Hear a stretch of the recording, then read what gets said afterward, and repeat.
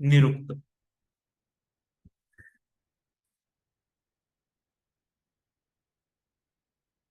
तुम्हाला slide change झालेली दिसते का? हो दिसते. नाही, पुढची स्लाइड ही माझ्या नावाची जी स्लाइड आहे ती सोडून नाही सर. झालेली दिसते. नाही नाही नाही नाही. नाही सर. नाही. आता आता दिसते. हो. तर आपल्याला व्याकरणाचा जो भाग आहे तो बघायचा आहे. मी ज्या पीपीटीज आहेत त्या शक्यतो इंग्रजीमध्येच बनवलेल्या आहेत आणि लेक्चरही आपण मिक्स अशा याच्यात घेऊ किंवा हिंदी याच्यात घेऊ, म्हणजे ते सगळ्यांना समजेल. मला माहित आहे की हा जो विषय आहे व्याकरण हा हा तसा टेक्निकल विषय आहे आणि तुम्ही सगळे जे विद्यार्थी आहात ते वेगवेगळ्या विषयांचे आहात. म्हणजे काही जण योगशास्त्राचे आहेत, काही एपिक्स आणि पुराणाचे आहेत आणि जे संस्कृत विषयाचे आहेत त्यातले सुद्धा सगळेच जण काही व्याकरणाचा अभ्यास करणारे नाही आहेत प्रामुख्याने. त्यामुळे शक्य तितक्या सोप्या पद्धतीने हा विषय मांडण्याचा मी प्रयत्न करणार आहे. आपला पहिला जो मुद्दा आहे तो व्हॉट इज ग्रामर. ग्रामर म्हणजे काय किंवा ग्रामर ये हम किसे कहते हैं. So grammar is the study of classes of words, their inflections and their functions and relations in the sentence. एखादा जो शब्द आहे तो शब्द कसा बनलेला आहे, त्या शब्दाचा अर्थ काय होतो, त्या शब्दाचं व्याकरण काय आहे, म्हणजे त्या शब्दाचा प्रकार कोणता आहे, ते नाम आहे, ते विशेषण आहे का, ते क्रियापद आहे, हे सगळं बघून त्याचा आपण वाक्यामध्ये वापर करत असतो. तर जे ग्रामर आहे ते कशाशी डील करतं, तर त्या शब्दाचा प्रकार असेल, त्या शब्दाचं बनणं असेल, त्या शब्दाचा अर्थ असेल, या सगळ्याशी ग्रामरचं जे डीलिंग आहे ते होतं. आता संस्कृत मध्ये आपण ग्रामर या अर्थी कोणता शब्द वापरतो, तर व्याकरण. हम कौन सा शब्द यूज करते हैं ग्रामर के लिए? व्याकरण ये शब्द हम यूज करते हैं. Okay, so there is a root वी प्लस आ प्लस क्रू इन द वर्ड व्याकरण. व्याकरण हा जो शब्द आहे तो वी अधिक आ अधिक क्रू या धातूपासून बनलेला आहे. व्याकरण deals with the correct forms of syllables, words, sentences. व्याकरण जे आहे ते वर्ण, शब्द, वाक्य यांच्या बरोबर व्यवहार करतं. व्याकरणामध्ये आपण जेव्हा जेव्हा असं म्हणतो की व्याकरण, तेव्हा आपल्या समोर काय येतं? अल्फाबेट्स येतात, वर्ड्स येतात, सेंटेन्सेस येतात, ग्रामरचे रूल्स येतात, बरोबर. त्यामुळे व्याकरणामध्ये हा सगळा काही भाग येतो. Language is not possible without grammar. कुठचीही जी भाषा आहे त्या भाषेला तिचं असं स्वतःचं एक व्याकरण असतं. त्या व्याकरणाच्या नियमांना अनुसरून ती भाषा जी आहे ती आपल्याला बोलावी लागते. काही नियम ठरलेले असतात की अमुक एका भाषेमध्ये तुम्ही क्रियापद कुठे वापराल, अमुक एका भाषेत तुम्ही कर्ता कुठे वापराल, कर्म कुठे वापराल, बरोबर. असे सगळे नियम ठरलेले असतात आणि त्यामुळे आपण जी भाषा आहे ती व्याकरणाशिवाय पॉसिबल होणारी नाही. म्हणून व्याकरणालाच शब्दानुशासन असं म्हटलेलं आहे. शब्दानुशासन म्हणजे काय, तर त्या शब्दांना लावलेली शिस्त. की कर्ता असेल तर त्या कर्त्याची माझ्या वाक्यामधली जागा कोणती असेल, कर्माची प्लेस कोणती असेल, वर्ब असेल तर त्याची प्लेस कोणती असेल. म्हणजे साधारणपणे आपण जेव्हा इंग्रजीमध्ये बोलतो तर इंग्रजीमध्ये बोलत असताना आपण साधारण SVO अशा पद्धतीची जी कन्स्ट्रक्शन आहे ती फॉलो करतो की आधी सब्जेक्ट, मग त्याच्यानंतर आपलं वर्ब येतं, त्याच्यानंतर आपलं ऑब्जेक्ट येतं, करेक्ट. पण हेच जे फ्रेमवर्क आहे हे फ्रेमवर्क आपण बाकीच्या भाषा बोलताना फॉलो नाही करत. म्हणजे मराठी बोलताना फॉलो नाही करत, हिंदी बोलताना फॉलो नाही करत. म्हणजे प्रत्येक ठिकाणी ते जे फ्रेमवर्क आहे, त्या शब्दांना लावलेली शिस्त आहे, त्यांचं जे शासन आहे ते आपल्याला बदललेलं दिसतं. त्यामुळे व्याकरण म्हणजे काय आहे? शब्दानुशासन. ती आपल्या बोलण्याला, आपल्या भाषेला लावलेली एक शिस्त आहे, असं आपण समजून घेऊ शकतो. थोडक्यामध्ये व्याकरण म्हणजे काय हे आपण या पद्धतीने समजून घेऊ शकतो.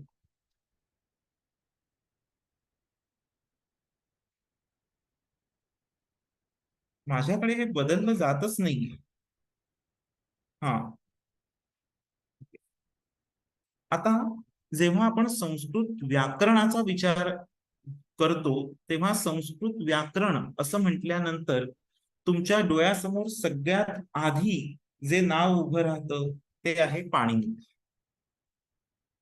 कारण पाणिनीने जो त्याचा ग्रंथ लिहिलेला आहे तो संस्कृत व्याकरणाचा सर्वमान्य असा ग्रंथ आहे. त्यामुळे कधीही संस्कृत व्याकरण असं म्हटलं की त्याच्यात पाणिनीला स्थान नाही किंवा पाणिनी एक्सक्लूड करून आपण काही शिकू शकू असं होत नाही. त्यामुळे पाणिनी जो आहे त्याचा उल्लेख हा सगळ्यात आधी येतो. नंतर आपण संस्कृत व्याकरणाची परंपरा पण बघणार आहोत. इथे मुद्दाम मी पाणिनीचा जो टाइम पिरियड आहे, त्याचा जो काळ आहे तो वेगवेगळा इथे मी लिहून दिलेला आहे. म्हणजे सत्यव्रत सामाश्रमी यांना कोणता वाटतो, किंवा राजवाडे यांना कोणता वाटतो, भांडारकरांना कोणता वाटतो, किंवा जे फॉरेन स्कॉलर्स आहेत त्या फॉरेन स्कॉलर्सना तो कोणता वाटतो, तो आपण इकडे लिहिलेला आहे. प्रत्येकाने या पाणिनीवरती स्वतंत्र असा रिसर्च केलेला आहे, स्वतंत्र असं संशोधन केलेलं आहे, आणि त्यातून त्यांनी पाणिनीचा जो काळ आहे तो ठरवण्याचा प्रयत्न केलेला आहे. आपण जेव्हा संस्कृतचा अभ्यास करतो तेव्हा आपल्याला हे माहित आहे की हे जे सगळे लेखक असतात, पाणिनी असेल किंवा सगळ्यात फेमस म्हणून कालिदास असेल, भास असेल, यांच्या काळाबद्दल बरेच मतभेद असतात. तर विद्वान वेगवेगळ्या अप्रोचेसनी त्या त्यांच्या टेक्स्टकडे बघतात. त्यांचा टेक्स्च्युअल अभ्यास जो आहे तो केला जातो. त्यांचे काही संदर्भ दुसरीकडे कुठे येत आहेत का हे पाहिलं जातं, आणि त्याच्यानंतर त्या लेखकाचा जो काळ आहे तो काळ ठरवला जातो. तर इथे असा प्रत्येकाने आपापला आपापला दिलेला असा काळ आहे. म्हणून मी खाली असं दिलेलं आहे की तुम्ही रिसर्चच्या दृष्टीने विचार करताना काय करू शकता, तर एखादा जो ऑथर आहे त्याचा काळ ठरवणं हा सुद्धा एखाद्याच्या रिसर्चचा भाग असू शकतो. त्याच्यासाठी वेगवेगळे अप्रोचेस ठेवून आपल्याला तो काळ जो आहे त्या ऑथरचा हा डिसाइड करावा लागतो. याच्यासाठी तुम्ही वेगवेगळे ग्रंथ वाचले पाहिजे. तुम्हाला तो ऑथर मुळात पूर्ण कळलेला असला पाहिजे, माहिती असला पाहिजे, तेव्हा तुम्ही हा रिसर्च करू शकाल. त्यामुळे याच्यासाठी अगदी मायन्यूट पद्धतीने सगळे जे टेक्स्ट आहेत ते सगळे टेक्स्ट वाचलेले अपेक्षित आहेत. तर अशा पद्धतीने पाणिनीचा जो काळ आहे तो प्रत्येकाने वेगवेगळा सांगितलेला आहे. आणि तुम्ही रिसर्च साठी सुद्धा असा एखाद्या पर्टिक्युलर ऑथरचा काळ जो आहे तो ठरवू शकता. तशा प्रकारचा रिसर्च तुम्ही हाती घेऊ शकता.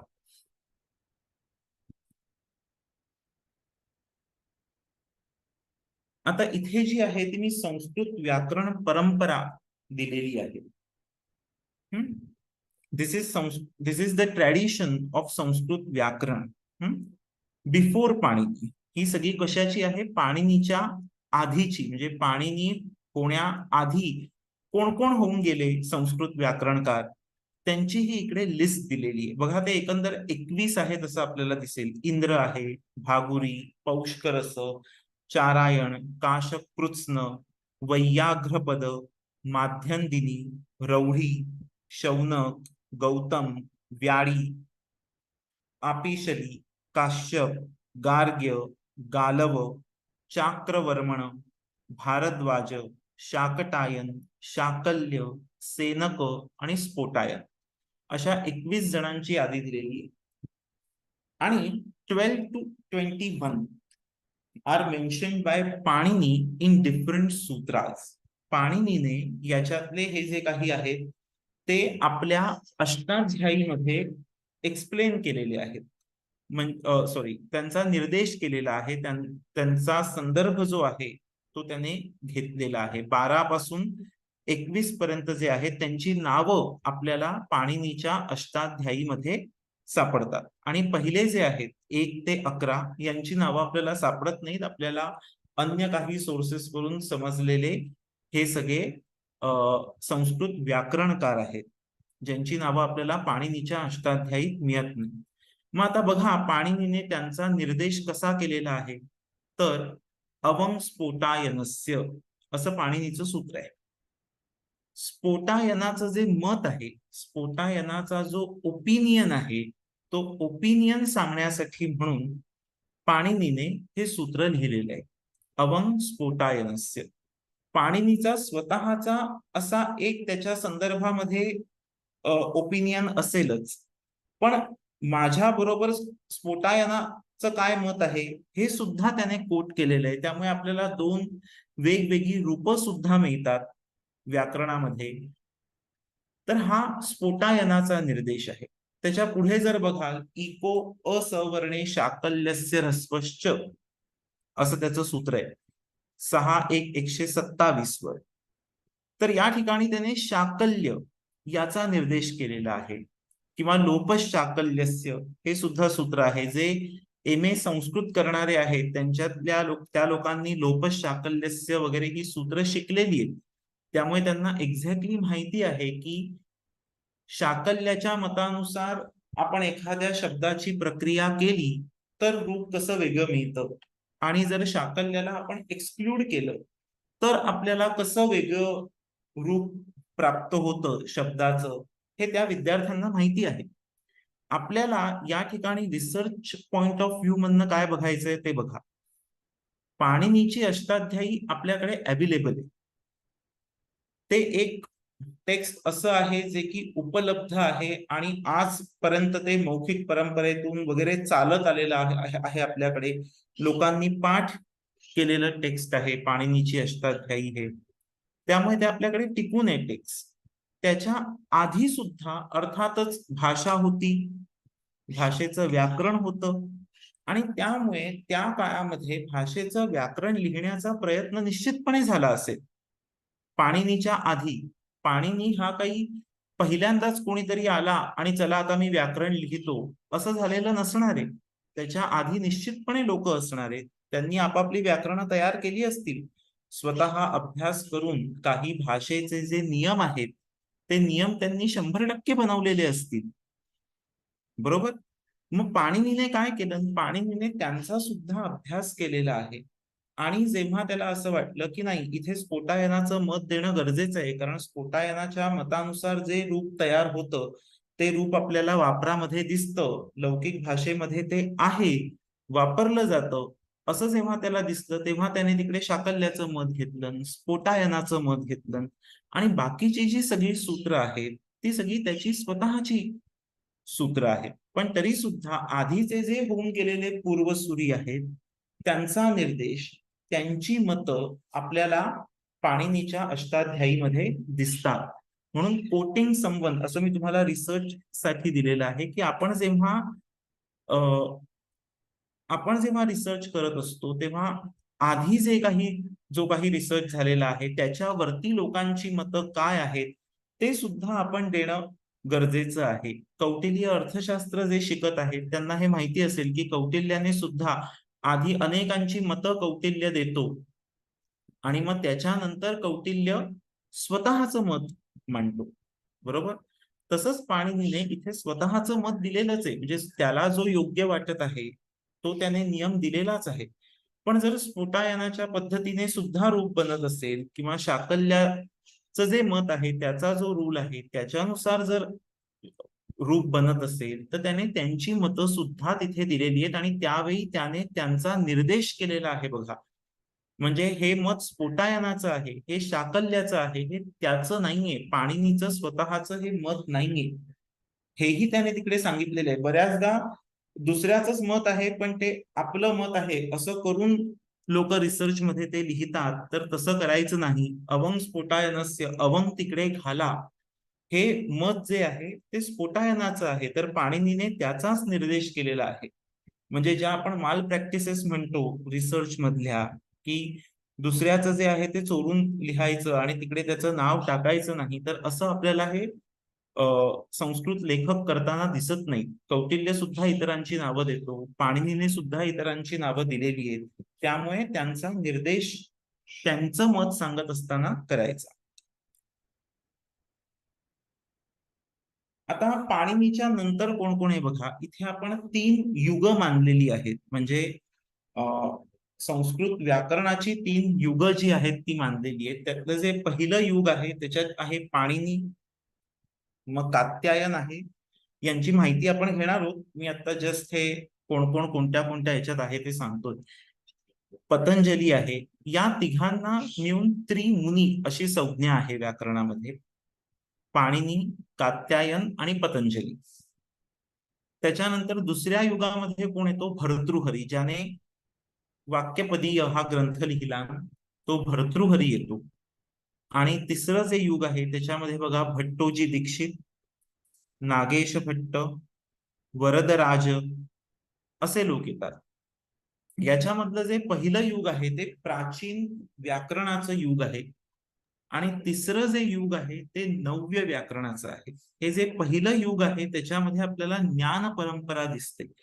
म्हणजे पाणिनीने ज्या पद्धतीने सूत्र लिहिलेली आहेत त्या सूत्रांच्या क्रमानेच आपल्याला एक्सप्लेनेशन झालेली दिसून येतात. त्यांच्यावरती ती त्याच पद्धतीने शिकलेली दिसून येतात. आणि जे तिसरं युग आहे त्याच्यामध्ये मात्र ते प्रक्रियेचं युग आहे. आपण त्याची माहिती घेणार आहोत नंतर पुढे, की कशा पद्धतीने या युगामध्ये पाणिनीच्या अष्टाध्यायीचं जे स्ट्रक्चर आहे ते स्ट्रक्चर बदलण्याचा प्रयत्न केला गेला, ते आपल्याला माहिती घ्यायची आहे त्याची.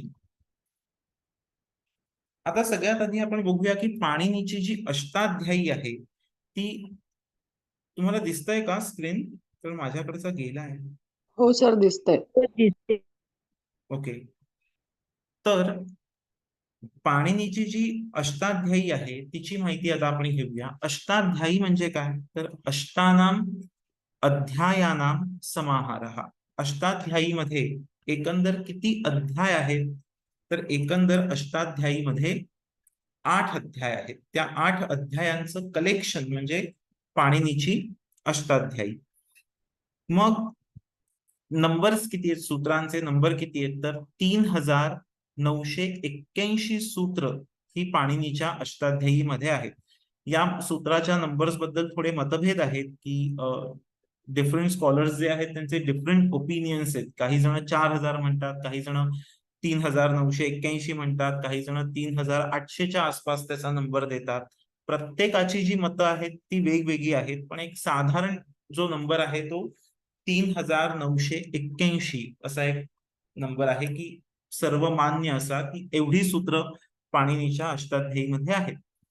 आता ही जी सूत्र आहेत ही 8 अध्यायांमध्ये त्याने टाकलेली आहेत, पण ती इक्वली डिस्ट्रीब्युटेड नाहीयेत. म्हणजे 3900 सूत्र आहेत तर सगळ्या अध्यायांमध्ये त्यांची समान वाटणी करा असं पाणिनीने केलेलं नाहीये. काही अध्यायात तुम्हाला जास्त सूत्र दिसतील, काही अध्यायांमध्ये तुम्हाला कमी सूत्र दिसतील. प्रत्येक अध्याय जो आहे तो त्याने 4 पादांमध्ये डिवाइड केलेला आहे. प्रत्येक अध्याय हा 4 पादांमध्ये विभागलेला आपल्याला दिसून येतो. मग आता या प्रत्येक अध्यायाचा विषय कोणता आहे? साधारणपणे विषय तर पहिले जे 2 अध्याय आहेत त्यांच्यामध्ये संज्ञा आणि परिभाषा सूत्र पाणिनीने मांडलेली आहेत. वेगवेगळ्या प्रकारच्या संज्ञा पाणिनीने स्वतःसाठी तयार केलेल्या आहेत, स्वतःच्या व्याकरणासाठी तयार केलेल्या आहेत. त्या पहिल्या 2 अध्यायांमध्ये आपल्याला दिसतात. त्याचप्रमाणे हाच जो भाग आहे म्हणजे पहिल्या 2 अध्यायांचा जो भाग आहे त्याच्यामध्ये तुम्हाला समास, कारक विचार हे सुद्धा दिसून येतील. त्याच्यानंतर तिसरा जो अध्याय आहे त्याच्यामध्ये कृदंत या प्रकरणाशी संबंधित जी सूत्र आहेत ती दिसून येतात. चौथा आणि 5वा जो अध्याय आहे त्याच्यामध्ये तद्धिताच्या बाबतीतले जे नियम आहेत ते सांगितलेले आहेत. 6व्या अध्यायामध्ये द्वित्व, संप्रसारण, स्वर, आगम, संधी यांच्यावरची जी सूत्र आहेत ती त्याच्यामध्ये आलेली आहेत. 7व्या अध्यायामध्ये मूळ शब्दात आणि आपण म्हणू शकतो मूळ शब्दामुळे प्रत्ययामध्ये होणारे जे बदल आहेत त्यांचे जे नियम आहेत ते आलेले आहेत. 8व्या अध्यायामध्ये शत्व असेल, नत्व, कुत्व, जश्त्व यांच्या संदर्भातले जे नियम आहेत ते आलेले आहेत.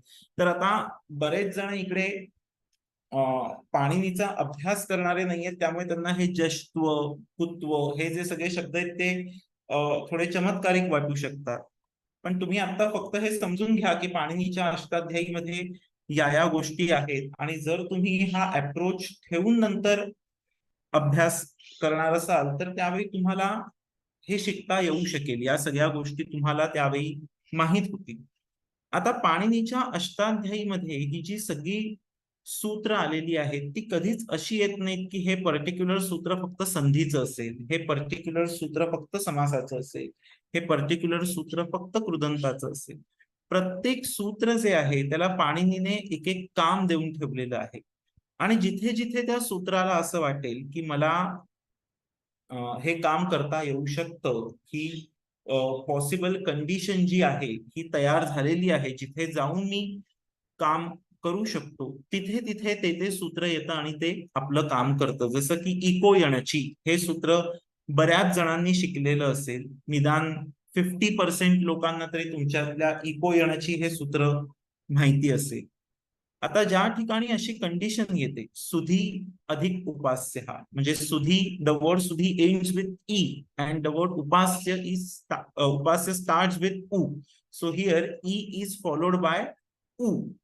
म्हणजे जेव्हा अशी कंडिशन येते की ई च्या पुढे उ आलेला आहे, म्हणजे अच आलेला आहे, त्यावेळी या सूत्राचं काम तिथे सुरू होतं की आता सुधी अधिक उपास्य हा या ठिकाणी त्या ई मध्ये आपण कोणता बदल करायचा. आणि त्याच्यासाठी पाणिनीने पुन्हा काही नियम सांगितलेले आहेत. ते सगळे नियम लक्षात घेऊन आपल्याला ई च्या जागी निश्चितपणे य चाच बदल करायचा आहे हे ठरवावं लागतं. म्हणजे कुठच्याही पाणिनीच्या सूत्रात असं होत नाही की फक्त इको यणची हे सूत्र शिकवलं आणि त्या विद्यार्थ्यांना संधी ज्या आहेत त्या करता येऊ लागल्या. नाही, इको यणची हे शिकण्यासाठी तुम्हाला बाकीचीही काही सूत्र जी आहेत ती माहिती हवी, आणि तरच तुम्हाला इको यणचीचा अर्थ समजू शकेल आणि तुम्ही योग्य ते रूप, योग्य तो संधी हा तुम्ही देऊ शकाल. इकडे मी अगदी थोडक्यात लिहिलंय की Ashtadhyayi deals with the structure of Sanskrit language. It includes rules of वैदिक ॲज वेल as classical language.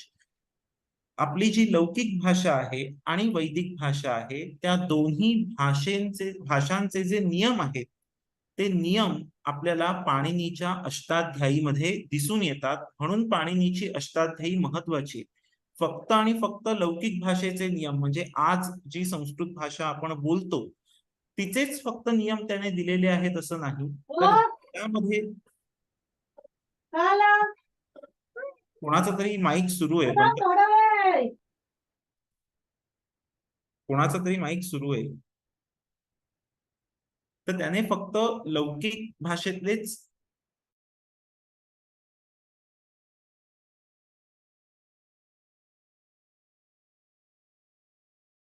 Sir mute झाला आपला माईक. हॅलो,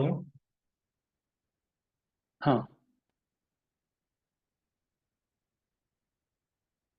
हॅलो सर येतोय आता.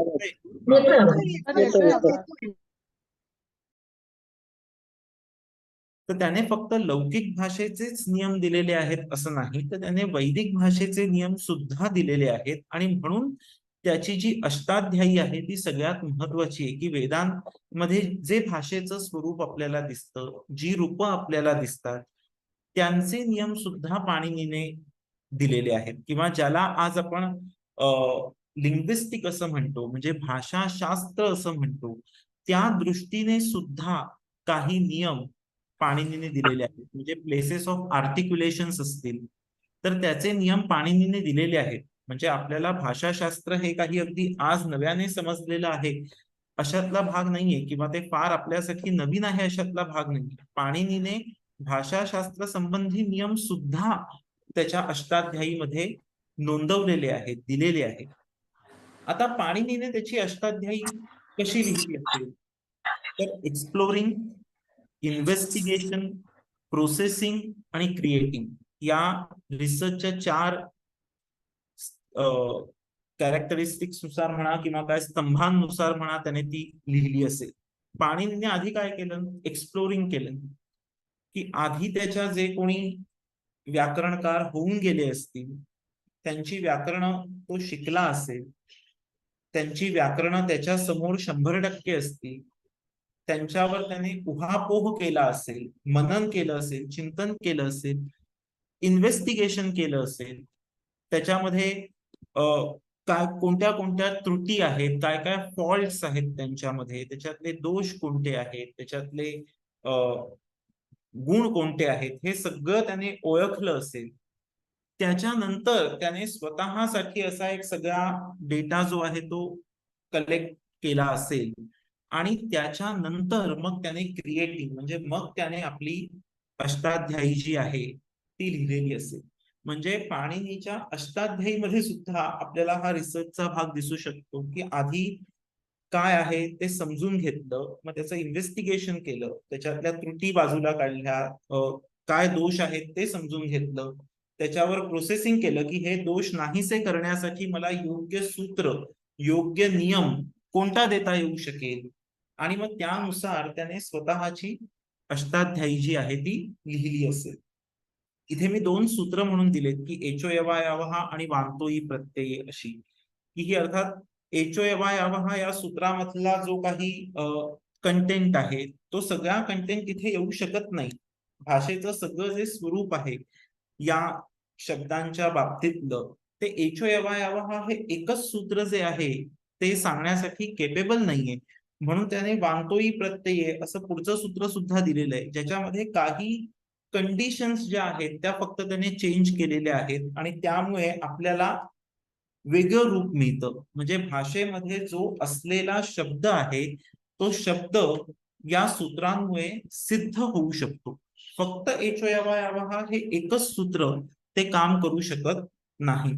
म्हणून हे वेगळं जे सूत्र आहे तेही त्याने दिलेले आहे. म्हणजे अशा पद्धतीने मायन्यूट विचार करून की एचोयवायावहा मी दिलं पण याच्यामध्ये या कंडिशन्स जाऊ शकत नाहीयेत, मग त्याच्यासाठी मी दुसरं सूत्र देतो, मी वांतोई प्रत्यय हे सूत्र देतो आणि ती जी रूप आहेत ते जे शब्द आहेत ते वांतोई प्रत्ययामुळे कसे होतील, साधू ठरतील, योग्य ठरतील, अशा पद्धतीने त्याने सूत्र जी आहेत ती दिलेली आहेत.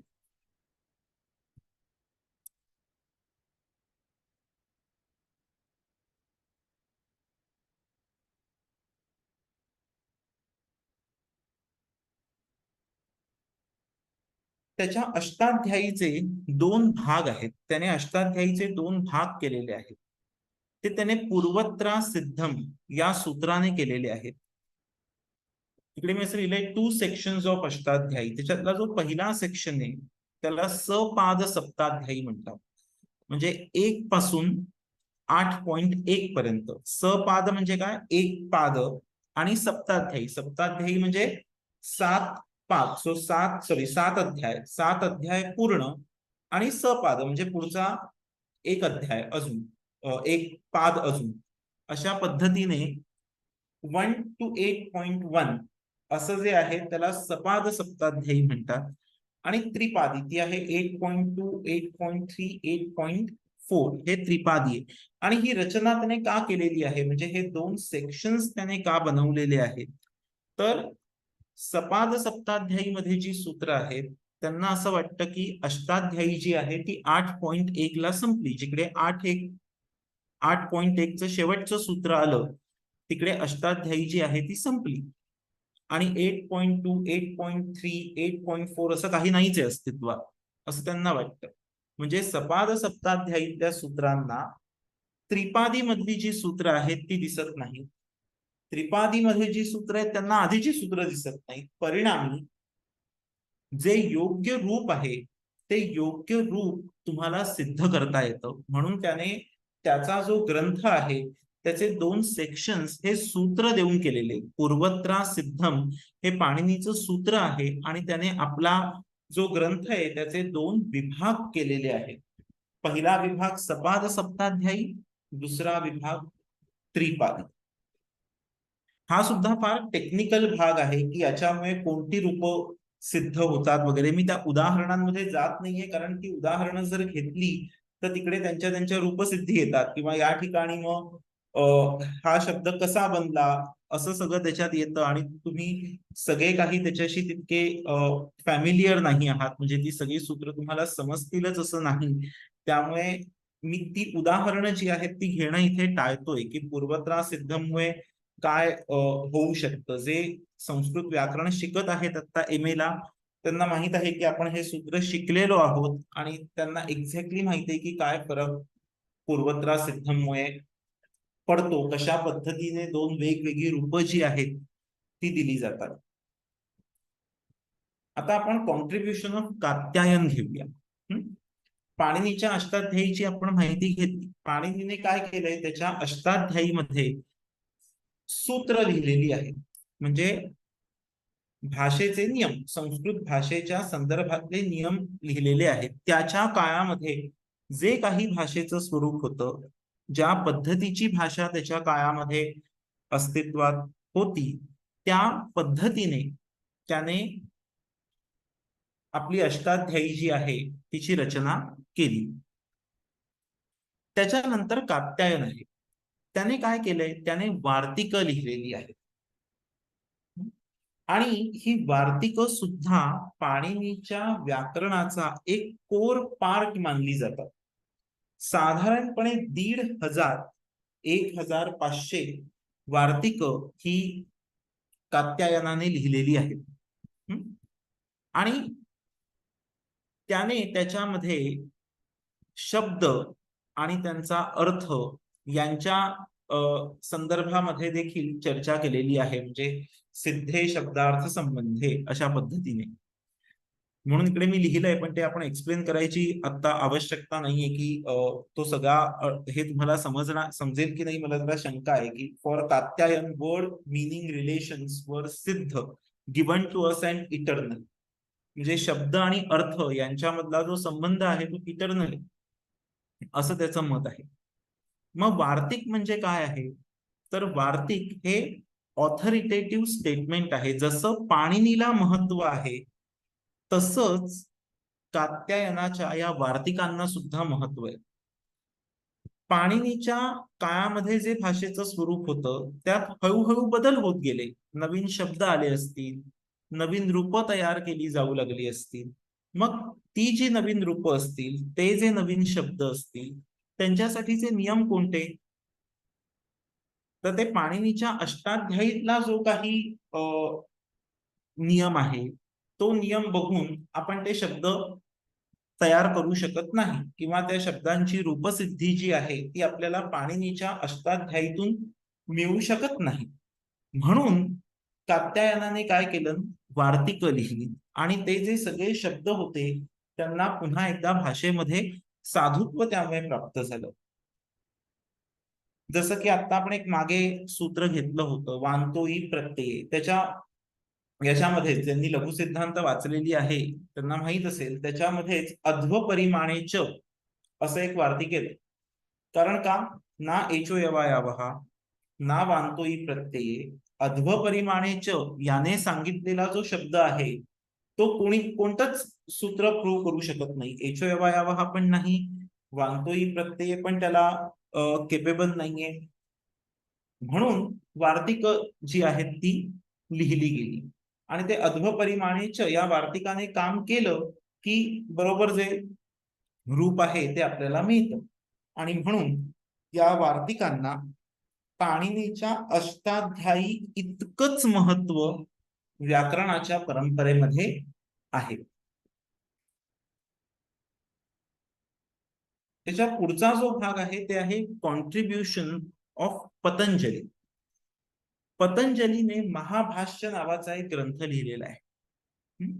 And this Mahabhashya is divided into 85 sections and they are called as आन्निक.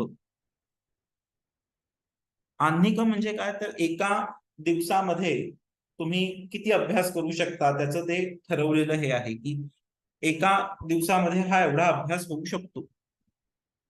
Consisting of subject matter of 1 day study each. एका दिवसामध्ये एवढा अभ्यास करून होतो, त्याला आन्निक असं त्यांनी म्हटलेलं आहे.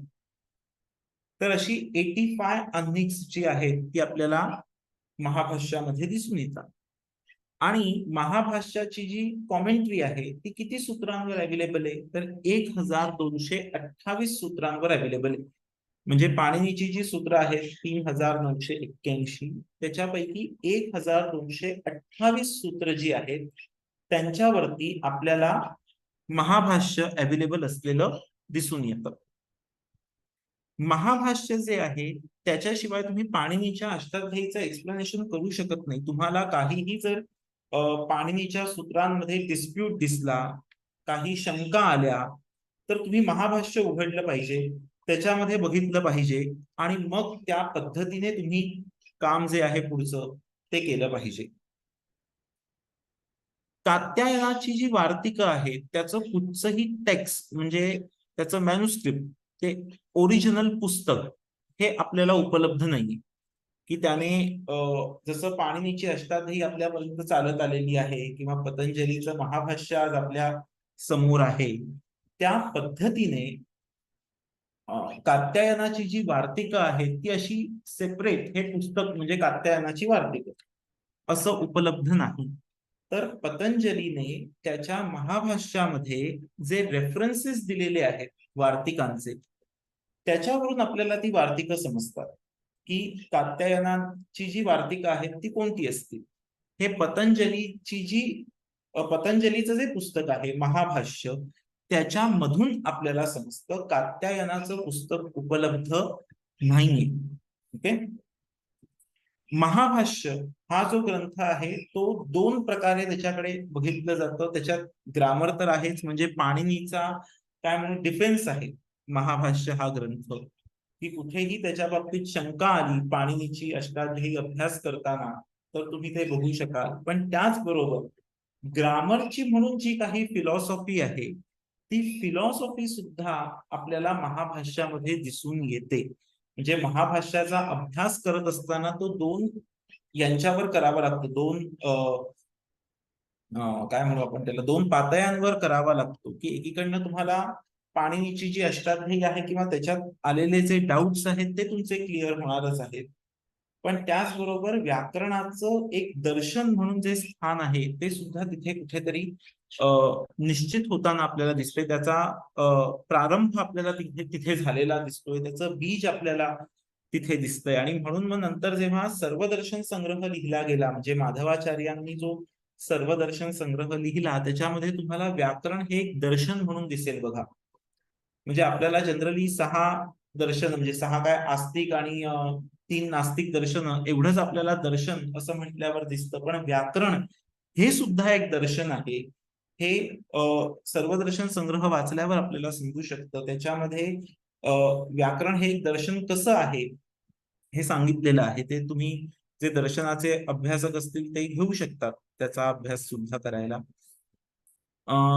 त्याच्यानंतर पतंजलीच्या महाभाष्यामध्ये त्याने पूर्व पक्ष आणि उत्तर पक्ष अशी रचना केलेली आहे. ती आपल्याला बऱ्याच या संस्कृतचे जे जुने ग्रंथ आहेत त्यांच्यामध्ये दिसून येते की पूर्व पक्षाचं मत जे आहे ते सांगायचं, त्याच्यावरती आपलं मत म्हणजे वैयाकरणांचं जे मत आहे ते प्रतिपादित करायचं. वैयाकरण म्हणजे व्याकरणाचा अभ्यास करणारे लोक किंवा व्याकरणामध्ये स्किल्ड असलेले जे लोक आहेत ते वैयाकरण. तर पूर्व पक्षाचं मत घ्यायचं, म्हणजे अन्य जी दर्शनं आहेत त्यांची मतं तिथे घ्यायची आणि आपलं जे मत आहे ते त्यांच्या शंका विचारून आपणच आपलं जे मत आहे ते प्रूव्ह करायचं. शंका विचारायच्या, आपण उत्तर द्यायचं. अशा पद्धतीची जी रचना आहे म्हणजे पूर्व पक्ष आणि उत्तर पक्ष अशी जी रचना आहे ती आपल्याला पतंजलीच्या महाभाष्यामध्ये दिसून येते.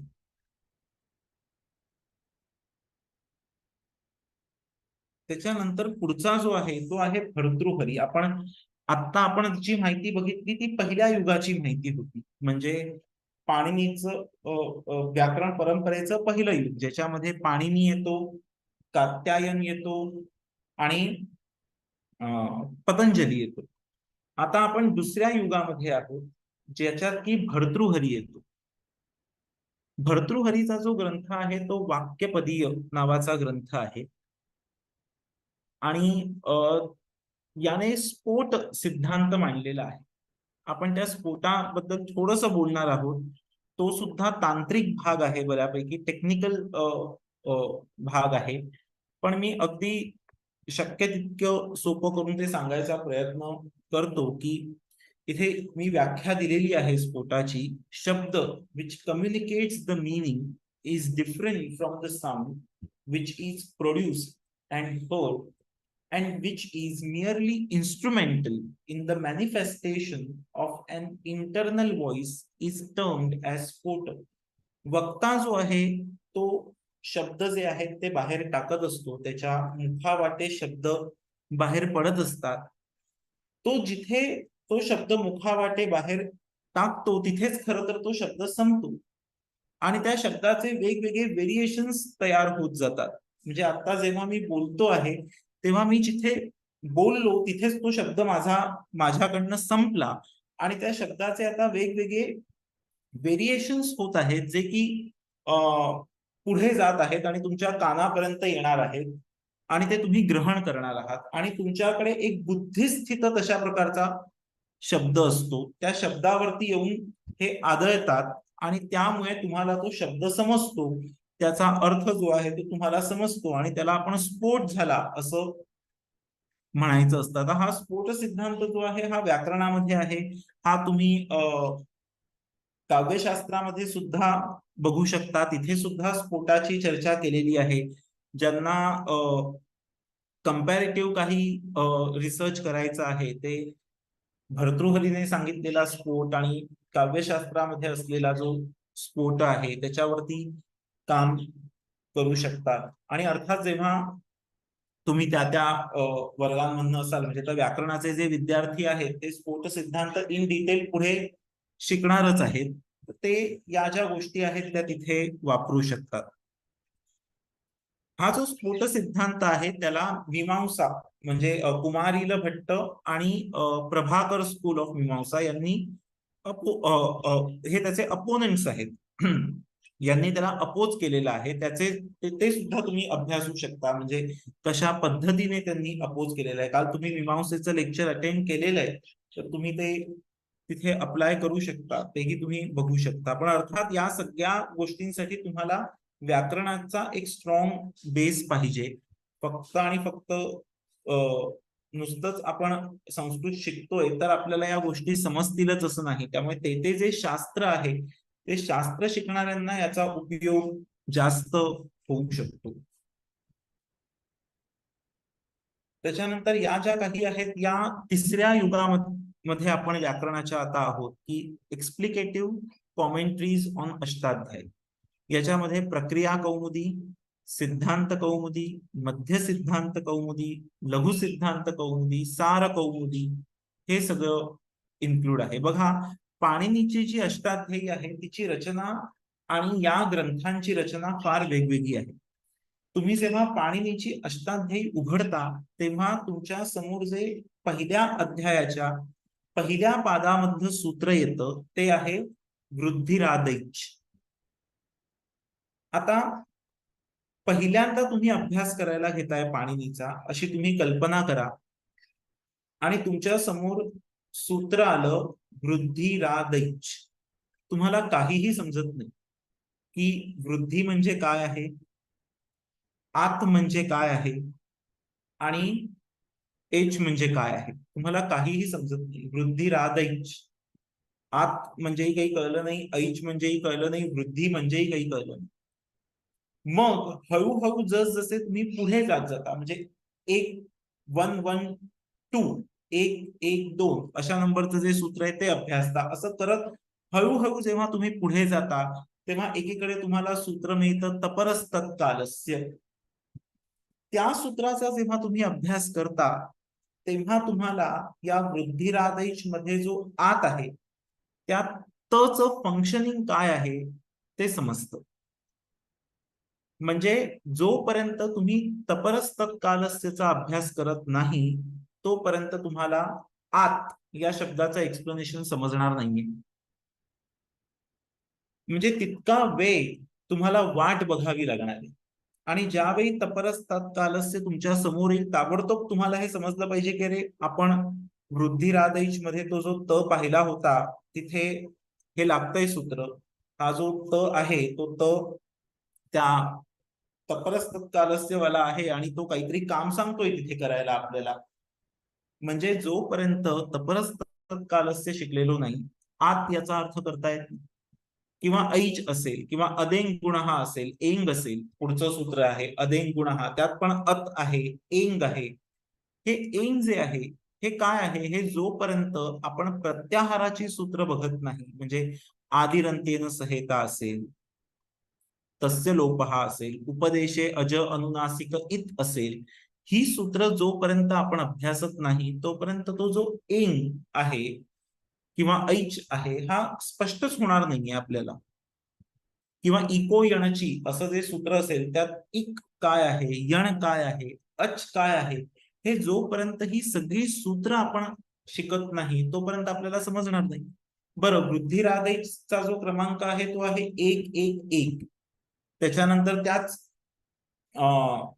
पादामध्ये कुठेतरी तपरस्त कालस्य आहे आणि त्याच्यानंतर 133 या ठिकाणी उपदेशे अज अनुनासिक इत हलंत्यम तस्य लोपहा ही सगळी सूत्र जी आहेत ती त्या 1-3 मध्ये आहेत.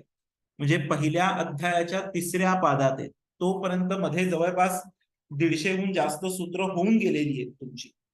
म्हणजे जेव्हा ही सगळी सूत्र तुम्ही अभ्यासता तेव्हा तुम्हाला ते वृद्धिरादैच हे जे सूत्र आहे हे समजतं. नाही तर नुसतंच वृद्धिरादैच असं म्हटल्यावर काय समजणार फक्त आत आणि ऐच यांना वृद्धी होते किंवा अदेंग गुण हा अत आणि एंग यांना गुण होतो पण गुण यांना गुणसंज्ञा होते. गुणसंज्ञा होते म्हणजे काय होतं किंवा अत म्हणजे काय आहे एंग म्हणजे काय आहे हे काही समजत नाही जोपर्यंत ती सूत्र येत नाही. म्हणजे बघा या ठिकाणी लक्षात ठेवणं खूप आहे संयम ठेवणं खूप आहे. पाणिनीची अष्टाध्यायी शिकताना ताबडतोब एक सूत्र वाचलं आणि लगेच पुढचं जे पुढचं जे सूत्र आहे त्याने काहीतरी आन्सर देऊन टाकलं असं होत नाही. किंवा एक सूत्र वाचल्यावर मला सगळं काही स्पष्ट झालं मला सगळं काही समजलं असं होत नाही. आपल्याला थांबावं लागतं बराच काळ आणि मग जेव्हा ती सूत्र येतात पुन्हा ते आपल्याला आठवलं पाहिजे सगळं आणि त्यावेळी त्या सूत्रांचा जो एक्झॅक्ट अर्थ आहे तो आपल्याला समजू शकतो. मग या ज्या काही वेगळ्या प्रकारच्या कॉमेंट्रीज लिहिलेल्या आहेत अष्टाध्यायीवर या सगळ्या अष्टाध्यायीवरच अवलंबून असलेल्या आहेत. म्हणजे अष्टाध्यायीतली सूत्र पहिली जी 2 पुस्तकं आहेत प्रक्रिया कौमुदी आणि सिद्धांत कौमुदी यांच्यामध्ये जराही कमी केलेली नाही. जर पाणिनीच्या अष्टाध्यायी 3981 सूत्र आहेत तर प्रक्रिया कौमुदीतही तेवढीच आहेत सिद्धांत कौमुदीतही तेवढीच आहे. पण त्यांची मांडणी अशा प्रकारे केली की तुम्हाला जो विषय पटकन कळलेला हवाय तो आधी दिला. आधी तुमचा बेस जो आहे तो तयार करून घेतला आणि मग एक सूत्र येऊ लागलं. म्हणजे जेव्हा तुम्ही सिद्धांत कौमुदी वगैरे उघडता त्याच्यामध्ये पहिलं सूत्र असतं हलोनंतरास सॉरी हलंत्यम हे पहिलंच सूत्र असतं त्याच्यामध्ये सिद्धांत कौमुदी जेव्हा उघडता तेव्हा. म्हणजे हलंत्यम इकडे जेव्हा इकडनं सुरुवात झाली की तुम्हाला सगळ्यात आधी काय शिकवायचं आहे तर प्रत्याहार कसा बनवायचा हे शिकवायचं आहे आधी आणि मग तो बनवायला शिकवलं की पुढची जी काही सूत्र आहेत ती येत जातात. म्हणजे या ठिकाणी तुम्ही बघाल तर तो प्रक्रियाक्रम आहे जो तुम्हाला दिसेल की तुमच्या समोर शब्द आहे आणि आता तो प्रूव्ह करण्यासाठी तुम्हाला वेगवेगळी सूत्र जी आहेत ती लागणार आहेत तर ती त्या एका क्रमाने दिलेली आहे ज्या क्रमामुळे तुमचा राम हा किंवा रामात रामस्य हा शब्द तयार होऊ शकतो किंवा ती संधी तयार होऊ शकते. अशा पद्धतीने सूत्र दिलेली आहेत, अशा पद्धतीने त्या सूत्रांची मांडणी केलेली. म्हणून पाणिनीच्या अष्टाध्यायीमध्ये नुसतेच अध्याय आणि पाद आहेत, त्याला काही त्याने अशी नावं दिलेली नाहीये. पण तुम्हाला लघु सिद्धांत कौमुदी, सिद्धांत कौमुदी याच्यामध्ये असं दिसेल संज्ञा प्रकरण, संधी प्रकरण, कारक प्रकरण, कृदंत प्रकरण, तद्धित प्रकरण, अशा प्रकारचे सेक्शन्स केलेले. मग तुम्हाला संधीची सूत्र शिकायची का पाणिनीच्या अष्टाध्यायीतली, तर तुम्ही संधी प्रकरण शिका. त्याच्यामध्ये सगळी संधीशी रिलेटेड जी सूत्र आहेत ती तिकडे दिलेली आहेत. तुम्हाला कृदंत प्रकरण शिकायचंय, सिद्धांत कौमुदीचं कृदंत प्रकरण उघडा. तिकडे अष्टाध्यायी मधली सगळी जी कृदंताशी संबंधित अशी सूत्र आहेत ती तिकडे दिलेली आहे. म्हणजे रिस्ट्रक्चरिंग जे आहे पाणिनीच्या अष्टाध्यायीचं, ते या ग्रंथांनी केलेलं आपल्याला दिसून येतं. प्रक्रिया कौमुदी हा जो ग्रंथ आहे तो रामचंद्र शेष यांनी लिहिलेला आहे. तो 15व्या शतकातला ग्रंथ आहे. आणि सिद्धांत कौमुदी येण्याआधी हा ग्रंथ खूप प्रसिद्ध होता. सिद्धांत कौमुदी आल्यानंतर मात्र सगळं काही जे मार्केट आहे ते आपल्याला सिद्धांत कौमुदीने कॅप्चर केलेलं दिसून येतं. प्रक्रिया कौमुदीचा अभ्यास मागे पडला आणि सगळी लोक सिद्धांत कौमुदीवर फोकस करू लागली. सिद्धांत कौमुदी जी आहे ती भट्टोजी दीक्षिताने लिहिलेली आहे.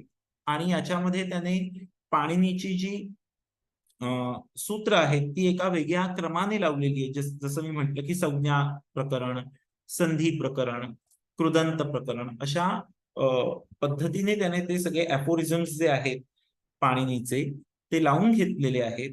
आणि त्याच्यावरती त्याने स्वतःची जी आहे ती टीका सुद्धा लिहिलेली आहे भट्टोजीने.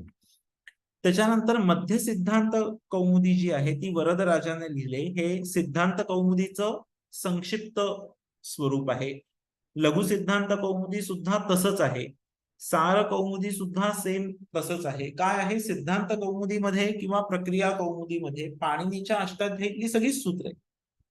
म्हणजे तुम्हाला हवं असो नसो तुम्ही ती सगळी 3981 सूत्र शिकायचीच आहेत. कृदंत सेक्शन म्हटलं की ही सगळी सूत्र तुम्ही शिकायची. तद्धित म्हटलं की ही सगळी सूत्र शिकायची. मग लघु सिद्धांत कौमुदीमध्ये काय काय झालं तर काही सूत्र काढून टाकली गेली. म्हणजे सिद्धांत कौमुदीमध्ये सगळी सूत्र होती 3981, त्यापैकी काही सूत्र काढून टाकली गेली की ही तेवढी आवश्यक वाटत नाहीये. जो सामान्य माणूस आहे, जो बाल आहे, ज्याला आपण संस्कृतमध्ये बाल असं म्हणतो, तो जो बाल आहे त्याच्यासाठी ही एवढी सूत्र पुरेशी आहेत. त्याला एवढं समजलं व्याकरणातलं तरी खूप झालं. असं जे वाटलं ती सूत्र वेगळी काढली आणि लघु सिद्धांत कौमुदी हा जो ग्रंथ आहे तो लिहिला गेला. हे सगळे तसेच आहेत. म्हणजे मध्य सिद्धांत कौमुदी, लघु सिद्धांत कौमुदी आणि सार कौमुदी हे सगळे ग्रंथ त्याच प्रकारचे आहेत. याच्यामध्ये महत्वाचा मुद्दा हा आहे की पाणिनीची जी अष्टाध्यायी आहे त्याचं रिस्ट्रक्चर जे आहे ते आपल्याला या ग्रंथांमध्ये झालेलं दिसून येतं. त्याच्यानंतर एक मुद्दा आपल्याला घ्यायचा आहे तो सूत्राची व्याख्या. आतापर्यंत आपण युग जी आहेत ती संपवली. म्हणजे पाणिनीची व्याकरण परंपरा जी होती ती आपण पाहिली.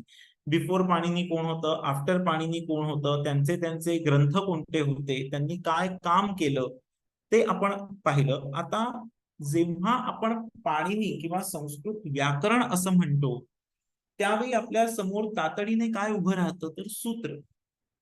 म्हणजे ही अशी सूत्र सगळ्यांचीच आहेत. तुम्ही जेव्हा योगदर्शन बघता तर तिथे योगदर्शनाची सूत्र आहेत, वैशेषिक दर्शनाची सूत्र आहेत, सूत्र त्याही दर्शनांमध्ये आहेत.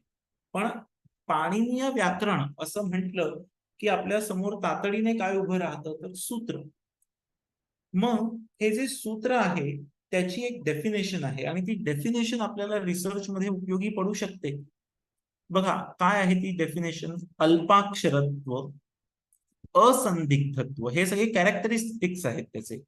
सारवत्वम, विश्वतोमुखम, अस्तोभम अनवद्यम च सूत्रम सूत्रविदो विदुः. तर अल्पाक्षरत्व म्हणजे काय तर मिनिमल वर्ड अप्रोच. थोडक्यामध्ये सगळं काही सांगता आलं पाहिजे. म्हणजे इको एनर्जी असं म्हटल्यानंतर त्या समोरच्या माणसाला समजलं पाहिजे की इको एनर्जी याचा एक्झॅक्ट काय अर्थ होतो. त्याला दुसरं काहीही लागतं कामा नये. म्हणजे सगळ्यात कमीत कमी शब्दामध्ये आपल्याला जे काही मांडायचं आहे ते आपण समोरच्यापर्यंत पोहोचवलं पाहिजे. असंदिग्धत्व म्हणजे कॉन्क्रीटनेस जो आहे तो तुमच्या रिसर्च मध्ये असला पाहिजे. संदिग्धत्व असता कामा नये. सारवत्वम, हॅव्हिंग इसेन्स. तुमचा जो काही प्रबंध आहे, तुम्ही जो काही रिसर्च पेपर लिहित आहात, त्याच्यात काहीतरी सार असलं पाहिजे, त्याच्यातनं काहीतरी मेसेज गेला पाहिजे. विश्वतोमुखम, युनिव्हर्सल. अस्तोभम, अनडिस्प्युटेबल. आणि अनवद्यत्व म्हणजे नॉन क्रिटिकल, म्हणजे it should be without any critical biases. असं जे आहे ते तुमचं सूत्र आहे. मग हे तुम्ही तुमचा जेव्हा रिसर्च पेपर लिहिता किंवा तुम्ही जेव्हा डेझर्टेशन लिहित आहात तेव्हा तुम्ही हे फॉलो करू शकता की अल्पाक्षरत्व, कमीत कमी शब्दामध्ये मी जास्तीत जास्त जो आशय आहे तो मी मांडण्याचा प्रयत्न करेन. सगळ्यांना समजेल अशा पद्धतीने मी माझं जे डेझर्टेशन आहे ते लिहेन. त्याच्यामध्ये कॉन्क्रीटनेस असेल, असंदिग्धत्व त्याच्यामध्ये असेल. या सगळ्याचा जो विचार आहे तो करून तुम्ही तुमचा रिसर्च पेपर लिहू शकता किंवा तुम्ही तुमचं डेझर्टेशन करू शकता.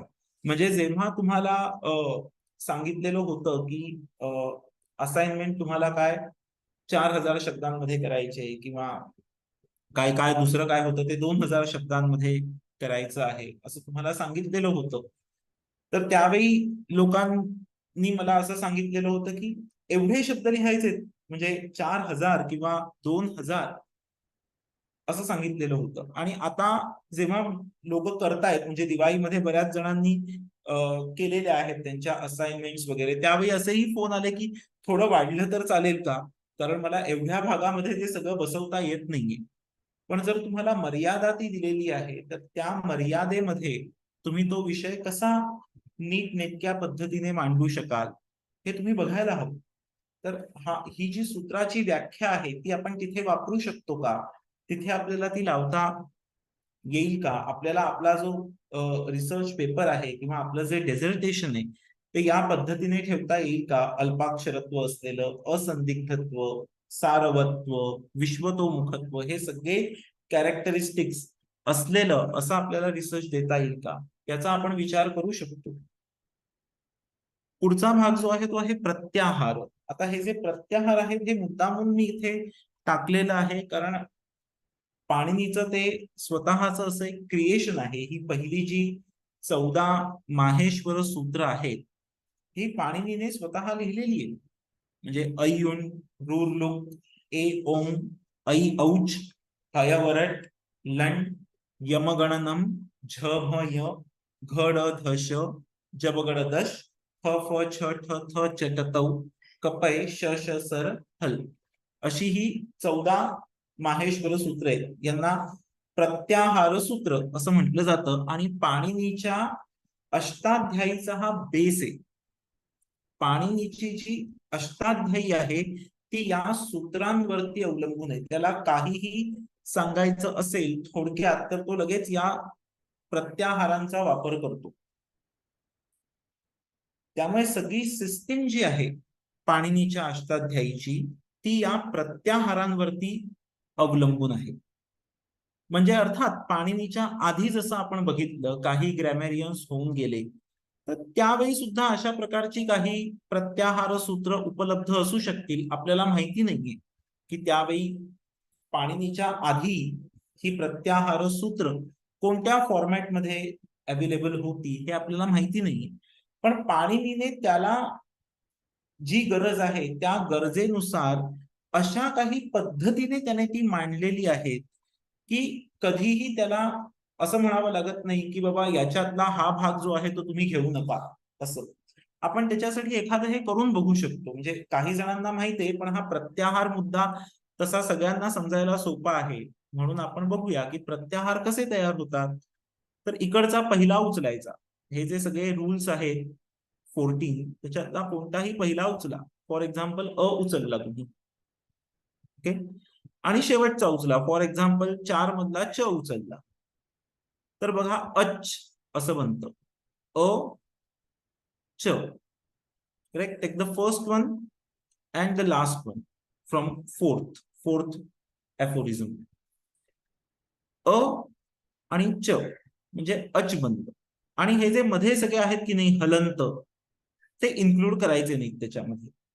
मग आता बघा, अ इ उ न ओमिट करायचा, रूर लू क ओमिट करायचा, ए ओ ङ ओमिट करायचा, ऐ औ च ओमिट करायचा. आता जो तुमचा अच हा प्रत्याहार आहे तो काय सांगतो बघा, अ इ उ रूर लू ए ओ ऐ औ. म्हणजे काय सांगतोय तो, सगळे स्वर सांगतोय बघा. सगळे स्वर आपल्याला एकत्र आलेले दिसतात. म्हणजे पाणिनी जेव्हा अच असं म्हणतो तेव्हा तो कशाचा निर्देश करतो, काय इंडिकेट करतो, तर तो स्वर इंडिकेट करतो. किंवा हल बघा, म्हणजे 5व्यातल्या हयवरट मधला ह आणि 14 मधला ल इथपर्यंत जे सगळे आहेत आणि हे सगळे हलंत जे आहेत ते काढून टाका. तुम्हाला सगळ्यांना हलंत ही कन्सेप्ट माहिती आहे, त्यामुळे तुम्ही वर्णमाला वगैरे शिकलेले आहात, त्यामुळे हा ट ण म य हे सगळे काय हलंत आहेत ते ओमिट करा की तुम्हाला सगळे कॉन्सोनंट्स मिळतील बघा. सगळेच्या सगळे कॉन्सोनंट्स तुम्हाला मिळतील, म्हणजे व्यंजन मिळतील.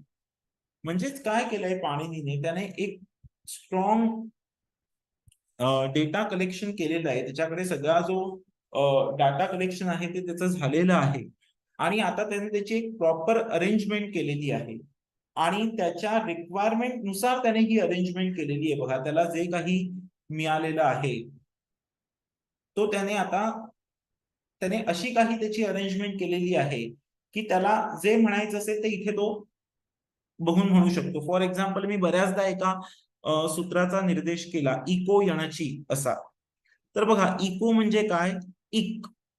मग इक असेल तर ई कुठे दिसतो, इथे, आणि क कुठे दिसतो, इथे, हा शेवटी आलेला, बरोबर. म्हणजे ई उ रू आणि लू हे जे आहेत हे तुमचा इक सांगतो. म्हणजे पाणिनीला काहीही जर सांगायचं असेल की इक बरोबर करा, म्हणजे ई उ रू लू बरोबर करा, तर पाणिनी काय सांगणार, इक.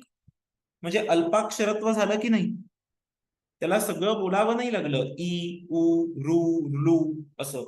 इक म्हटलं आणि त्याचं काम झालं. यण, यण साठी सुद्धा बघा, य इथे आहे 5th मध्ये, य आहे, अण 6th मध्ये आहे, य व र आणि ल.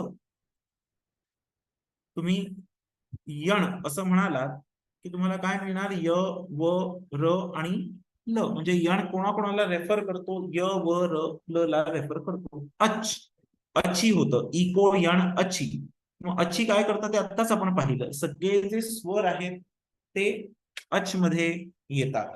म्हणजे अशा पद्धतीने ही जी 14 सूत्र आहेत आणि यांची जी मांडणी आहे ती इतक्या परफेक्ट त्याने केलेली आहे की पुढे काहीही सांगायचं असेल इको यणाची, तो याच्यात फक्त बघायचं आपण की इक म्हणजे काय, की तेवढे सगळे आपल्याला मिळतात.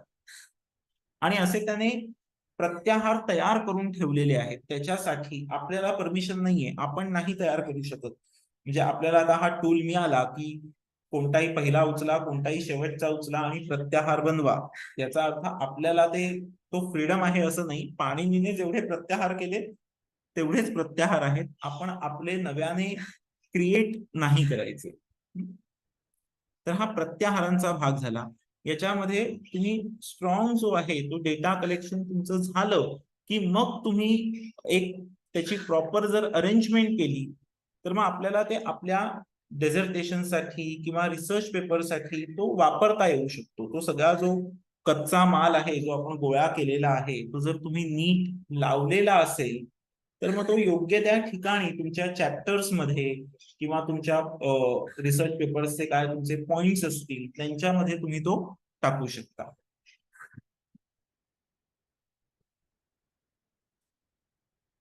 पुढचा जो भाग आहे तो व्याकरणातलाच भाग आहे, तो आहे शाब्दबोध सहकारी कारणात. म्हणजे आपल्याला शाब्दबोध कसा होतो, शब्द आपल्याला कसा समजतो. आणि हे याच्यासाठी खरं तर दिलेलं आहे की तुम्ही रिसर्च करत असताना, तुम्ही जेव्हा तो रिसर्च पेपर लिहिता किंवा डेझर्टेशन लिहिता, तेव्हा तुम्ही या चुका करू नये याच्यासाठी हे दिलेलं आहे. हे पूर्णपणे व्याकरणाच्या अनुषंगाने मी समजवत नाहीये, कारण ते तसं समजणारही नाही, त्यामुळे ते त्या पद्धतीने समजवतही नाहीये. फक्त या चुका आपण टाळू शकतो. जसं आकांक्षा म्हणजे काय, वाक्य समय ग्राहिका कांक्षा अशी तिची व्याख्या आहे.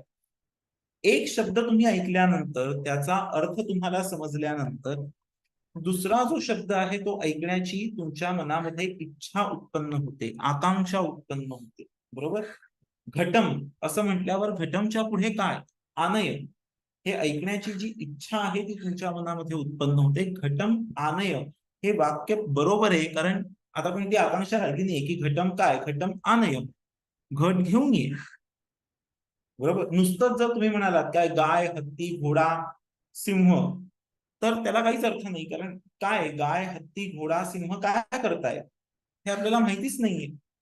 म्हणजे बऱ्याचदा पॉइंट्स लिहिले जातात नुसते रिसर्च पेपरमध्ये, किंवा जेव्हा तुम्ही ते डेझर्टेशन चेक करायला देता, नुसतेच पॉइंट्स असतात, पण त्याचं पुढे काय झालंय, या शब्दाचा, हा शब्द वाचल्यानंतर पुढे काय, ते वाक्य पूर्ण झालेलंच नाहीये, आणि त्यामुळे काहीही अर्थबोध होत नाही. तर त्यामुळे अशा चुका टाळायच्या. किंवा योग्यता, योग्यताच परस्परान्वय प्रयोजक धर्मवत्वम ही त्याची व्याख्या आहे. तुम्हाला व्याख्या नाही कळली तरी चालणार आहे.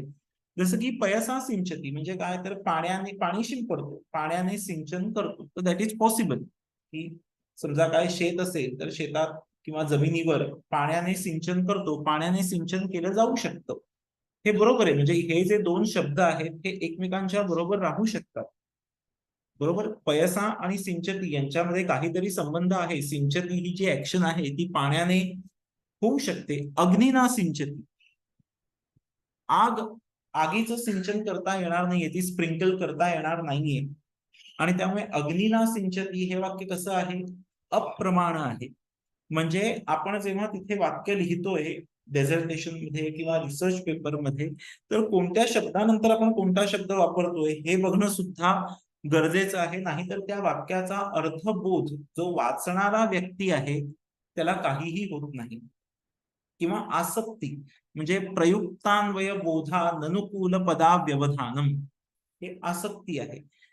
गिरीही अग्निमान, आता गिरीही अग्निमान हे परफेक्ट वाक्य आहे की गिरीही अग्निमान, गिरीही म्हणजे काय, पर्वत, अग्निमान, तो अग्निमान आहे, हे अग्नी आहे. पण पुढचंच वाक्य बघा, गिरीही भुक्तम अग्निमान देवदत्तेनं, यात काहीच अर्थबोध होत नाही. कारण गिरीही भुक्तम, भुक्तम म्हणजे काय, खाल्लेलं आहे काहीतरी, अग्निमान म्हणजे आग, आणि देवदत्तेनं म्हणजे देवदत्त. तर तुम्ही काय एक्झॅक्टली सांगायचंय ते वेगवेगळं सांगू शकता. जसं की गिरीही अग्निमान हे एकदा सांगून घ्या, देवदत्तेनं भुक्तम हे नंतर सांगा. एकत्रच त्या एकाच वाक्यामध्ये सगळ्या गोष्टी घालता येणार नाहीत. म्हणजे बऱ्याचदा जेव्हा चेक करायला ते डेझर्टेशन किंवा रिसर्च पेपर येतो, किंवा जेव्हा तो एडिट केला जातोय, त्यावेळी असं होतं की कर्ता कोणत्या तरी एका वचनामध्ये आहे आणि त्याचं क्रियापद कोणत्या तरी भलत्याच वचनात निघून गेलेलं आहे, किंवा काहीतरी वाक्य सुरू कुठेतरी झालं एकीकडे आणि ते संपलं कुठेतरी भलतीकडेच. मधला जो काही सगळा भाग होता त्याच्यामधला काहीही अर्थबोध झाला नाही, कारण वेगवेगळे नुसते शब्द टाकलेले होते. पण इथे त्या लेखकाला काय म्हणायचंय किंवा त्या वक्त्याला काय म्हणायचंय हे मला समजलंच नाही. कारण गिरीही अग्निमान असं न लिहिता गिरीही भुक्तम अग्निमान असं काहीतरी लिहिलेलं आहे. म्हणजे भुक्तमचं काय करायचंय हे समजलेलंच नाही. म्हणजे आपण जे लिहू त्याच्यामध्ये कोणत्या शब्दानंतर कोणता शब्द येईल, त्याने अर्थपूर्ण वाक्य कसं बनेल हे तुम्ही बघायचं आहे. त्याच्यानंतर तात्पर्य आहे, एतद वाक्यम पदम वा एतद अर्थबोधाय उच्चारणीयम इति ईश्वरेच्छा तात्पर्यम. आता इथे सैंधवम आनय असं उदाहरण दिलेलं आहे. आता सैंधव याचे दोन अर्थ होतात, एक आहे घोडा आणि दुसरा आहे मीठ. कोणत्या कॉन्टेक्स्ट मध्ये कोणता शब्द वापरायचा आहे तिथे. सैंधवम जर आपण युद्धासाठी जातोय, युद्धाचा जर कॉन्टेक्स्ट आहे त्या ठिकाणी, तर तिथे सैंधव याचा अर्थ काय होईल? अश्व, घोडा, कारण युद्धासाठी घोड्याची गरज आहे. पण आपण सगळे समजा जेवायला बसलोय आणि कोणी म्हणालं की सैंधवम आनय, तर त्या ठिकाणी कशाची आवश्यकता आहे? लवण, मिठाची आवश्यकता आहे. बरोबर. म्हणजे तुम्ही जे टेक्स्ट वाचताय त्याचा कॉन्टेक्स्ट लक्षात घेऊन तिकडचे जे शब्द आहेत त्यांचा अर्थ तुम्हाला केला पाहिजे. आणि तुम्ही सुद्धा जेव्हा तो भाग लिहिताय रिसर्च पेपरचा किंवा प्रेझेंटेशनचा, त्यावेळी तुम्ही शब्दाचे वेगवेगळे अर्थ लक्षात घेऊन इथे हा शब्द व्यवस्थित बसेल ना, हाच अर्थ व्यक्त करेल ना माझ्या या कॉन्टेक्स्ट नुसार, ते बघून तुम्ही शब्द तिथे लिहायचा आहे किंवा टेक्स्ट मधल्या शब्दाचा तसा अर्थ घ्यायचा आहे. नाहीतर सैंधवचा अर्थ मीठ आहे हेच माहिती आहे आणि तिकडे वर्णन युद्धाचं चालू आहे, पण आम्ही त्याचा अर्थ घेतला की मीठ आणा, तर युद्धाच्या ठिकाणी मीठ आणून काय उपयोग आहे? त्यामुळे तो तसा अर्थ सुद्धा नीट टेक्स्च्युअल जेव्हा तुम्ही काही टेक्स्ट जेव्हा तुम्ही वाचत असाल, जेव्हा टेक्स्च्युअल असा काही रिसर्च तुम्ही करत असाल, तर त्यावेळी तुम्ही ही गोष्ट लक्षात घेतली पाहिजे. आता पुढचा जो भाग आहे तो हे जे ग्रामर आहे म्हणजे व्याकरण जे आहे त्याला तुम्ही ऍज अ टूल म्हणून कसं वापरू शकाल. तर इथे एक जे उदाहरण आहे ते मी शंकराचार्यांच्या याच्यातनं घेतलेलं आहे आणि पुढचं जे उदाहरण आहे ते मल्लीनाथाचं उदाहरण आहे. तुम्ही जेव्हा वेदांताचे विद्यार्थी हे सगळं शिकाल तेव्हा तुम्हाला हे सगळं शिकवलं जाईलच इन डिटेल. फक्त इथे सांगण्याचा उद्देश काय आहे तो लक्षात घ्या की ग्रामरचा वापर या प्रत्येकाने आपलं मत प्रतिपादित करण्यासाठी कसा केलेला आहे. म्हणजे जन्माद्यस्य यतः असं सूत्र आहे आणि शंकराचार्य जेव्हा त्याचा समास सोडवतात, जन्मादी या शब्दाचा जेव्हा समास सोडवतात तेव्हा ते तद्गुण संविज्ञान बहुव्रीही असा समास सोडवतात. तो अतद्गुण संविज्ञान बहुव्रीही पण असतो, पण शंकराचार्यांनी तो सोडवताना कसा सोडवलेला आहे? तद्गुण संविज्ञान बहुव्रीही. अर्थात त्याच्या एक्सप्लेनेशन मध्ये मी जात नाहीये, पण हे त्यांनी का केलं? म्हणजे हा पर्टिक्युलर समास शंकराचार्यांनी अशाच पद्धतीने का सोडवला? तर त्यांची जी फिलॉसॉफी आहे ती फिलॉसॉफी त्या फिलॉसॉफीवर स्ट्रेस देण्यासाठी म्हणा, ती फिलॉसॉफी जी आहे त्यांची ती प्रूव्ह करण्यासाठी म्हणा, त्यांनी हा अशाच पद्धतीने सोडवलेला आहे. त्यांना हा अशाच पद्धतीने सोडवलेला हवा. म्हणजे हे खूपच डीप आहे. त्यामुळे तुम्ही जेव्हा शिकाल तेव्हाच तुम्हाला हे समजेल. पण एखाद्या सूत्राकडे किंवा एखाद्या गोष्टीकडे ग्रामरच्या पॉइंट ऑफ व्ह्यूने कसं बघायचं, तर ते यात तुम्हाला कळू शकेल. मी हे एक्सप्लेन करत नाहीये कारण अख्खं नाहीतर ते सूत्र किंवा त्याचं एक्सप्लेनेशन एक्सप्लेन करावं लागेल. पण तुम्हाला नंतर या स्लाइड्स जेव्हा मिळतील सगळ्या, तेव्हा तुम्ही मुद्दामून हा जो इथे लिहिलेला भाग आहे तो वाचा. त्याच्यामधनं तुम्हाला निश्चितपणे काही माहिती जी आहे ती समजेल की ब्रह्म हे उत्पत्ती स्थिती लय याचं कारण आहे. ब्रह्म हेच सगळं काही आहे हे त्यांना शेवटी सांगायचं आहे. बरोबर की नाही? इथे शेवटचं जर वाक्य बघितलं तर बघा की Shankaracharya reinforce their philosophy which holds that beside the omniscient and almighty Brahman there is no any other cause of the universe. आणि हे सांगण्यासाठी त्यांनी तो जो जन्मादी हा जो समास आहे तो त्या तद्गुण संविज्ञान बहुव्रीही या टाईप मध्ये सोडवलेला आहे. तर अशा पद्धतीने ग्रामरचा जो वापर आहे तो ऍज अ टूल म्हणून सुद्धा करता येऊ शकतो की मला जे काही मांडायचं आहे त्याच्यासाठी म्हणून मी ग्रामरची हेल्प घेतली. किंवा पुढे जर बघाल तर मल्लीनाथाचं उदाहरण दिलेलं आहे एक, की मल्लीनाथाने त्याच्या कॉमेंट्रीमध्ये, मल्लीनाथाच्या कॉमेंट्रीज अनेक ग्रंथांवरती आहेत, साहित्यात तर अनेक ठिकाणी आहेत. मराठीमध्ये आपण मल्लीनाथी करणे असं म्हणून, 1 काय म्हणू म्हण सुद्धा वापरतो. तर मल्लीनाथाने सुद्धा बघा कुमार संभवाचा 5-3 5व्या सर्गातला 3रा भाग, तिथे बघा त्याने पाणिनीची सूत्र घेतलेली. तुम्हाला दिसत असेल तर मी हायलाइट करतोय. ध्रुवम अपाये अपादानम असं सूत्र आहे, किंवा वारणार्थानाम वारणार्थाना भीप्सितः हे सूत्र आहे. ही सगळी सूत्र त्याने घेतलेली आहेत, किंवा महाभाष्यामध्ये भाष्यकार काय म्हणतो ते पण त्याने दिलेलं आहे. म्हणजे त्या ठिकाणी जे काही आहे ते प्रूव्ह करण्यासाठी त्याने पाणिनीची अष्टाध्यायी असेल, त्यात आलेली सूत्र असतील, महाभाष्य असेल, या सगळ्याचा वापर केलेला आहे. तर ग्रामरला अशा पद्धतीने तुम्ही ऍज अ टूल म्हणून सुद्धा वापरू शकता. जेव्हा तुम्ही अशा प्रकारचा कोणता अभ्यास करताय, अशा प्रकारची कोणती कॉमेंट्री करताय, टीका लिहिताय किंवा त्याचा अभ्यास करताय, त्यावेळी तुम्ही व्याकरणाचा आधार असा घेऊ शकता, किंबहुना तो घेतलेलाच आहे. ऑलरेडी शंकराचार्य असतील, मल्लीनाथ असेल, यांनी हा घेतलेला आहे. तर हा इथे व्याकरणाचा जो भाग आहे तो आपण पूर्ण करूया. म्हणजे व्याकरणासाठी म्हणून जे काही आहे ते पूर्ण करूया. या सगळ्याचं एक जिस्ट जर तुम्हाला सांगायचं असेल तर ते असं असेल की व्याकरणाचे जे हे प्रधान आचार्य असतील, म्हणजे पाणिनी असेल, कात्यायन असेल, पतंजली असेल, हे त्याचं जे पहिलं युग आहे व्याकरणाचं, ही त्याची एक स्ट्रॉंग बेसिस आहे व्याकरणाचा. त्याच्या आधारावरती नंतरचे सगळे जे ग्रंथ आहेत ते रचले गेलेले आहेत. तुम्ही व्याकरणाचा अभ्यास करून योग्य शब्द कोणता, अयोग्य शब्द कोणता हे जाणून घेऊन तुम्ही तुमचा थिसिस लिहू शकता, तुम्ही तुमचा पेपर लिहू शकता. याच्यामध्ये ग्रामरला टूल म्हणून तुम्ही वापरू शकता की ती सूत्र कशी वापरलेली आहेत, काय सूत्राचा अर्थ कसा करून किंवा तो समास कसा सोडवून मी माझं म्हणणं लोकांना पटवून देऊ शकेल, हा भाग तुम्ही व्याकरणामधनं शिकू शकता आणि तो तुमच्या पेपरामध्ये अप्लाय करू शकाल. पुढचा जो भाग आहे तो निरुक्ताचा भाग आहे, म्हणजे एटिमॉलॉजीचा भाग आहे. हा तुलनेने समजायला सोपा असा भाग असेल तुमच्यासाठी. तर एटिमॉलॉजी म्हणजे काय, तर प्रत्येक शब्दाची व्युत्पत्ती, the study of the origins and history of words and their meanings, की हा जो शब्द आहे हा निर्माण कसा झाला हे बघणं, त्यात ते देणं म्हणजे काय असेल, व्युत्पत्ती असेल. ओके. त्याच्यासाठीचा जो महत्वाचा ग्रंथ आहे तो आहे निरुक्त. निरुक्त या शब्दामध्ये नि अधिक वच असा धातू आहे, म्हणजे काय, अटड, एक्सप्लेन, प्रोनाउन्स असे त्याचे अर्थ आहे. निरुक्त हे काय आहे, तर हा एटिमॉलॉजिकल इंटरप्रिटेशन देणारा ग्रंथ आहे. शब्दांचं एटिमॉलॉजिकल इंटरप्रिटेशन देणारा ग्रंथ आहे निरुक्त, आणि हा लिहिलेला आहे यास्काने. ओके.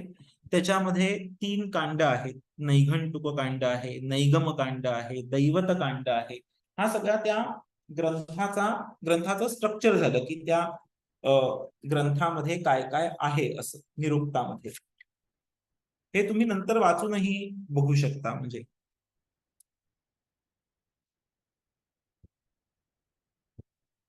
आता आपल्याला जो भाग घ्यायचा आहे तो असणार आहे निरुक्त म्हणजे काय, किंवा त्याच्यामध्ये व्युत्पत्ती देताना ते काय करतात, व्युत्पत्तीचे सिद्धांत काय असतात, प्रिन्सिपल्स काय असतात ते.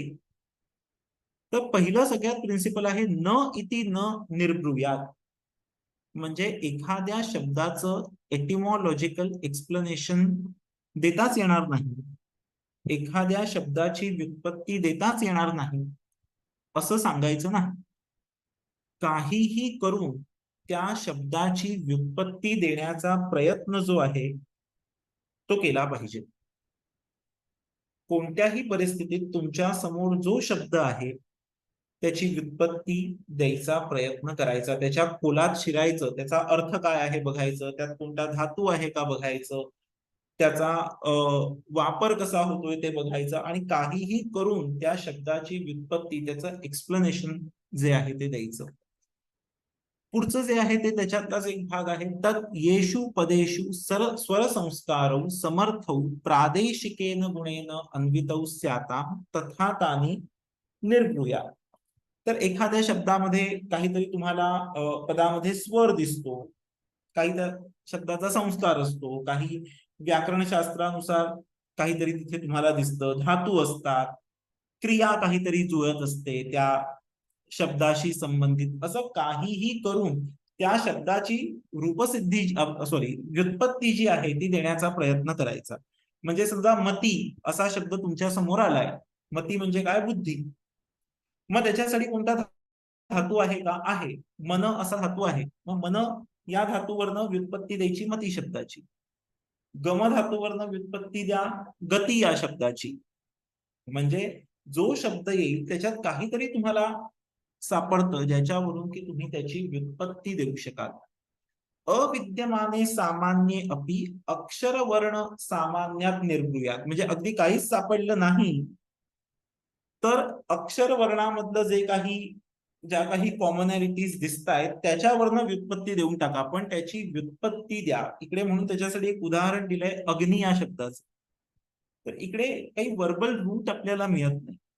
म्हणजे असं काही नाहीये की प्रत्येक शब्द जो आहे तो धातूपासूनच बनलेला असेल, त्याच्या मुळाशी धातूच असेल, असं काही नाहीये. आता इथे शाकपुणीचं मत दिलेलं आहे. अकॉर्डिंग टू शाकपुणी अग्नी हा जो शब्द आहे तो कसा बनलाय बघा. त्याच्यामध्ये 3 धातू आहेत असं त्याचं मत आहे. ई या धातूचं जे कॉजल फॉर्म होतो तो होतो आययती. या आययती मधनं अ उचललाय. दह याचं दग्ध असं रूप होतं त्याच्यामधनं ग उचलला. आणि नी याचं नीत असं रूप होतं त्याच्यातनं नी उचलला. आणि शब्द कोणता बनवला? अग्नी. म्हणजे काहीही करून तो जो शब्द आहे त्याची व्युत्पत्ती देण्याचा प्रयत्न करायचा. मग याचं एक्सप्लेनेशन द्यायचं की आयतीचं एक्सप्लेनेशन काय असेल. दह दग्ध म्हणजे काय? जाळणारा. बरोबर. ई बघा. ई म्हणजे काय? ई धातू जन्म. अग्नी हा उत्पत्तीकारक आहे असं. दह म्हणजे त्याला उत्पन्न करावं लागतं अग्नीला. म्हणून आययती जन्म. दह धातू आहे जो ज्वलनशील आहे. बरोबर. अग्नी जाळणारा आहे. हा कॉमन फॅक्टर आपल्याला दिसतोय. नी धातू आहे. हवीर द्रव्य नयनम. अग्नी काय करतो तर तुम्ही ते जे काही हवीर द्रव्य अर्पण करता ते त्या देवांपर्यंत नेऊन पोहोचवतो. म्हणून तो नी धातू. असं काहीही करून त्या शब्दाची व्युत्पत्ती देण्याचा प्रयत्न जो आहे तो करायचा. न संस्कारम आद्रिये म्हणजे त्यावेळी व्याकरणाच्या नियमांचा विचार करायचा नाही. व्याकरणाचे नियम पाळणं शक्य नसेल तर व्युत्पत्ती देताना व्याकरणाचा नियम पाळायचा नाही. व्याकरणाचे नियम सगळे बाजूला ठेवून तुम्ही तुमचं व्युत्पत्ती देण्याचं जे काम आहे ते करायचे. न एक पदानी निर्भूयात. आणि ज्यांचा संदर्भच माहिती नसेल अशा शब्दांची मात्र व्युत्पत्ती करायची नाही. न एक पदानी निर्भूयात म्हणजे ज्या शब्दांचा संदर्भ माहित नाही त्यांची व्युत्पत्ती करायला जायचं नाही. कारण मग अर्थच जर माहिती नसेल, तो कॉन्टेक्स्ट जर नीट माहिती नसेल तर व्युत्पत्ती चुकीची होईल. त्यामुळे ज्या शब्दांचा अर्थ माहिती नाही त्यांची मात्र व्युत्पत्ती द्यायला जायचं नाही. पण बाकी जेवढे शब्द तुमच्या समोर असतील ज्यांचा अर्थ माहित आहे किंवा उपयोग माहित आहे त्या सगळ्याची तुम्ही व्युत्पत्ती जी आहे ती देऊ शकता. त्याचा प्रयत्न केलाच पाहिजे.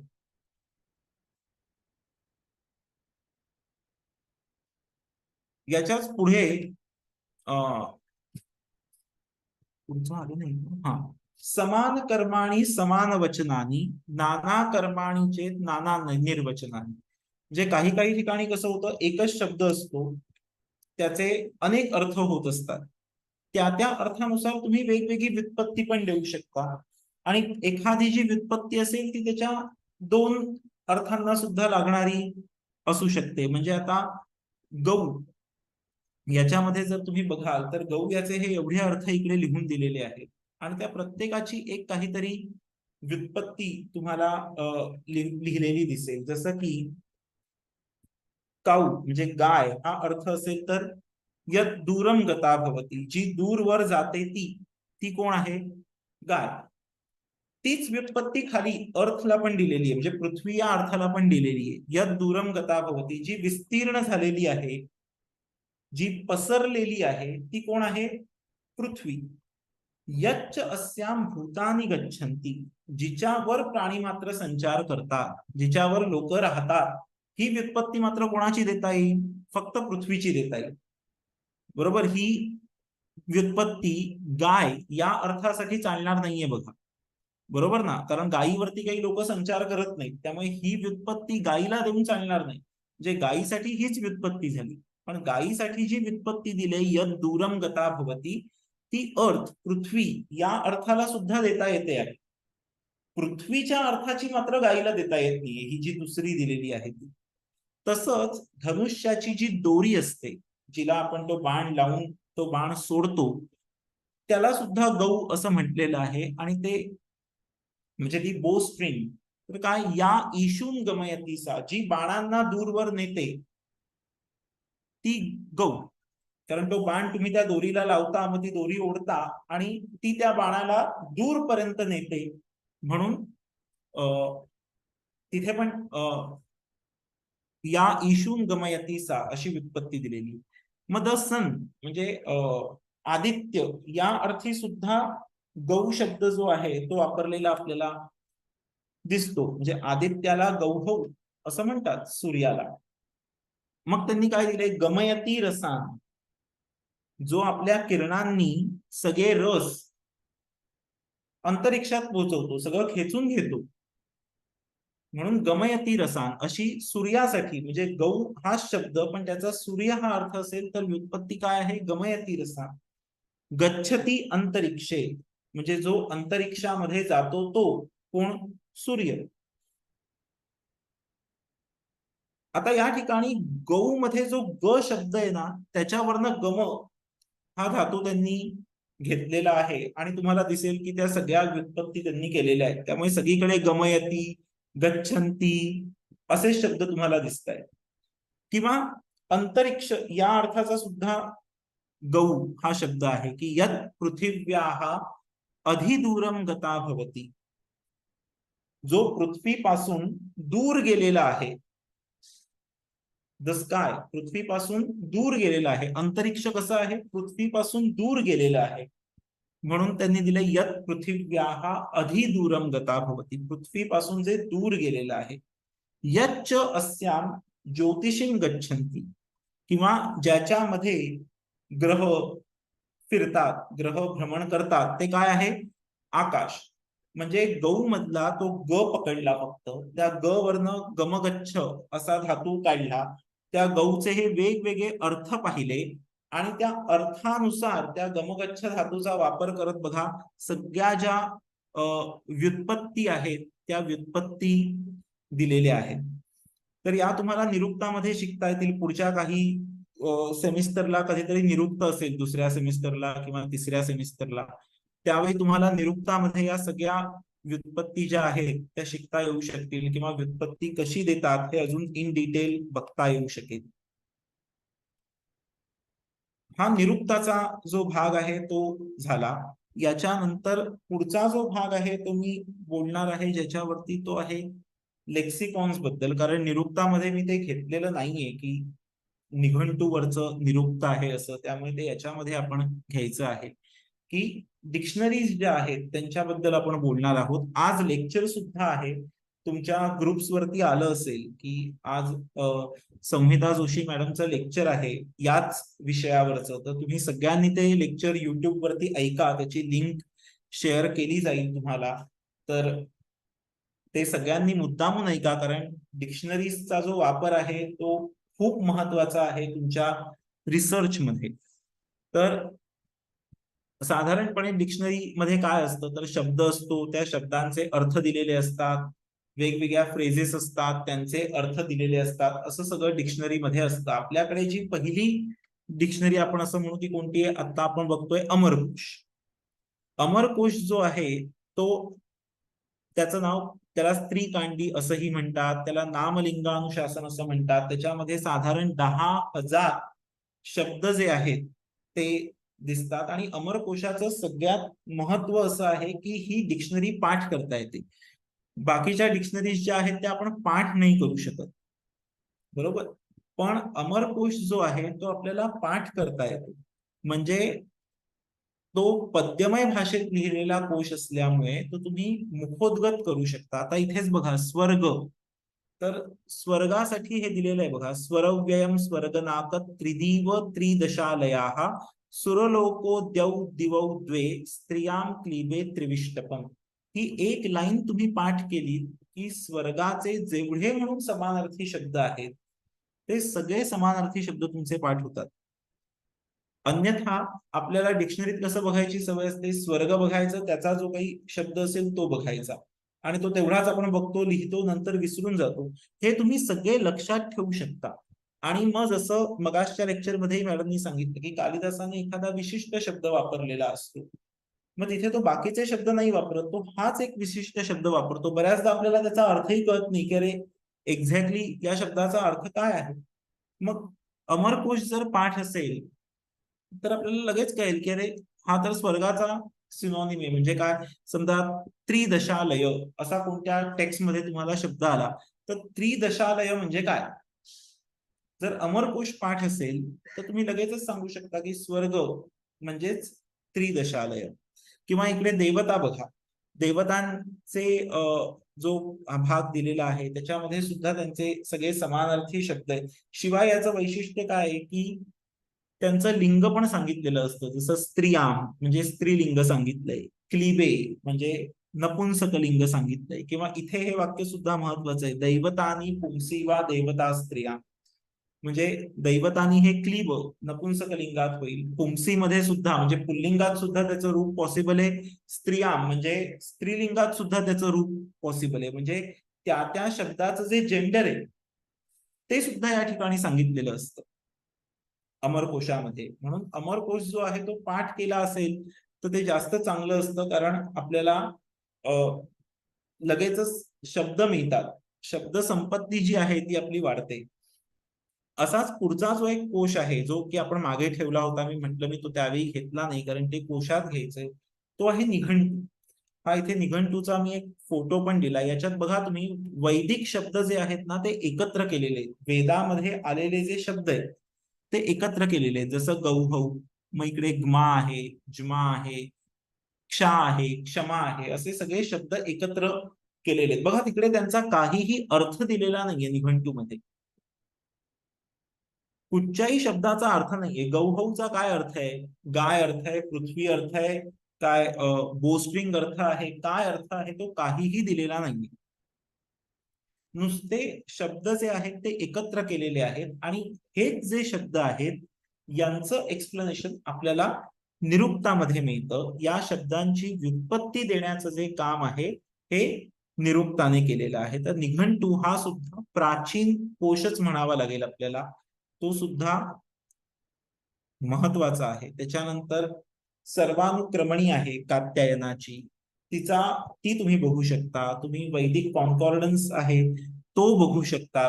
म्हणजे तुम्ही जो टॉपिक रिसर्च साठी घेताय त्याच्या अनुषंगाने तुम्हाला हे माहिती हवं की मला काय उघडायचंय.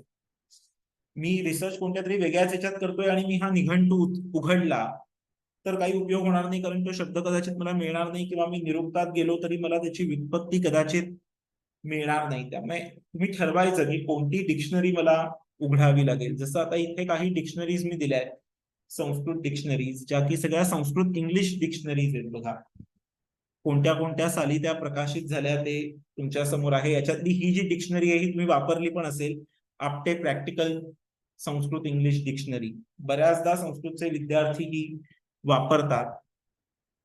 त्याच्या पुढे सुद्धा आहेत ज्या की इंग्लिश टू संस्कृत आहेत. मोनियर विल्यमची आहे, आपटेंची सुद्धा आहे. काही बाकीच्याही डिक्शनरीज आहेत ज्या की मी लिहित बसलो नाहीये, ज्या की आहेत Sanskrit to French, Sanskrit to German, Sanskrit to Latin. आणि फक्त असंच नाही की शब्द आणि त्यांचा अर्थ एवढंच देणाऱ्या डिक्शनरीज असतील, तर स्पेशलाइज डिक्शनरीज सुद्धा आहेत. म्हणजे जसं an encyclopedic dictionary of Sanskrit on historical principles, index to the names in the Mahabharata, the Vedic index of names and subjects, अशा कितीतरी डिक्शनरीज ज्या आहेत त्या तुम्ही बघू शकता. किंवा पुराणिक एन्सायक्लोपीडिया आहे तो तुम्ही बघू शकता, त्याच्यामध्ये तुम्हाला माहिती मिळेल. म्हणजे या डिक्शनरीज ज्या आहेत स्पेशलाइज डिक्शनरीज, त्यांचा वापर सुद्धा तुम्ही तुमच्या रिसर्च साठी जो आहे तो करू शकता. तुम्ही या डिक्शनरीजचा वापर कसा करू शकता, तर आधी जेव्हा तुमच्या समोर एखादा शब्द येतो तेव्हा तो शब्द तुम्ही बघा की कॉन्टेक्स्टने तुम्हाला त्याचा काही अर्थ समजतोय का, वर काय होऊन गेलं, पुढे काय होणार आहे, हे सगळं वाचून घ्या. कदाचित त्या शब्दाचा अर्थ तुम्हाला लागून जाईल. म्हणजे ही तुमची फर्स्ट स्टेज असेल जेव्हा तुम्ही टेक्स्च्युअली काही अभ्यास करताय, टेक्स्च्युअल बेस असा काही रिसर्च करताय. कधी कधी नाही पटकन तिकडचा शब्द आपल्याला समजत, पुढचं मागचं वाचलं, तो रेफरन्स घेतला की आपल्याला तो अर्थ समजतो. जर तरी पण अर्थ समजतच नसेल तर मग तुम्ही डिक्शनरी उघडू शकता. ऑनलाईन डिक्शनरीज पण आजकाल अवेलेबल आहेत, त्या तुम्ही बघू शकता, किंवा ज्या आपल्या फिजिकल कॉपीज आहेत डिक्शनरीजच्या त्या सुद्धा तुम्ही उघडून बघू शकता, त्यांच्यामध्ये बघू शकता.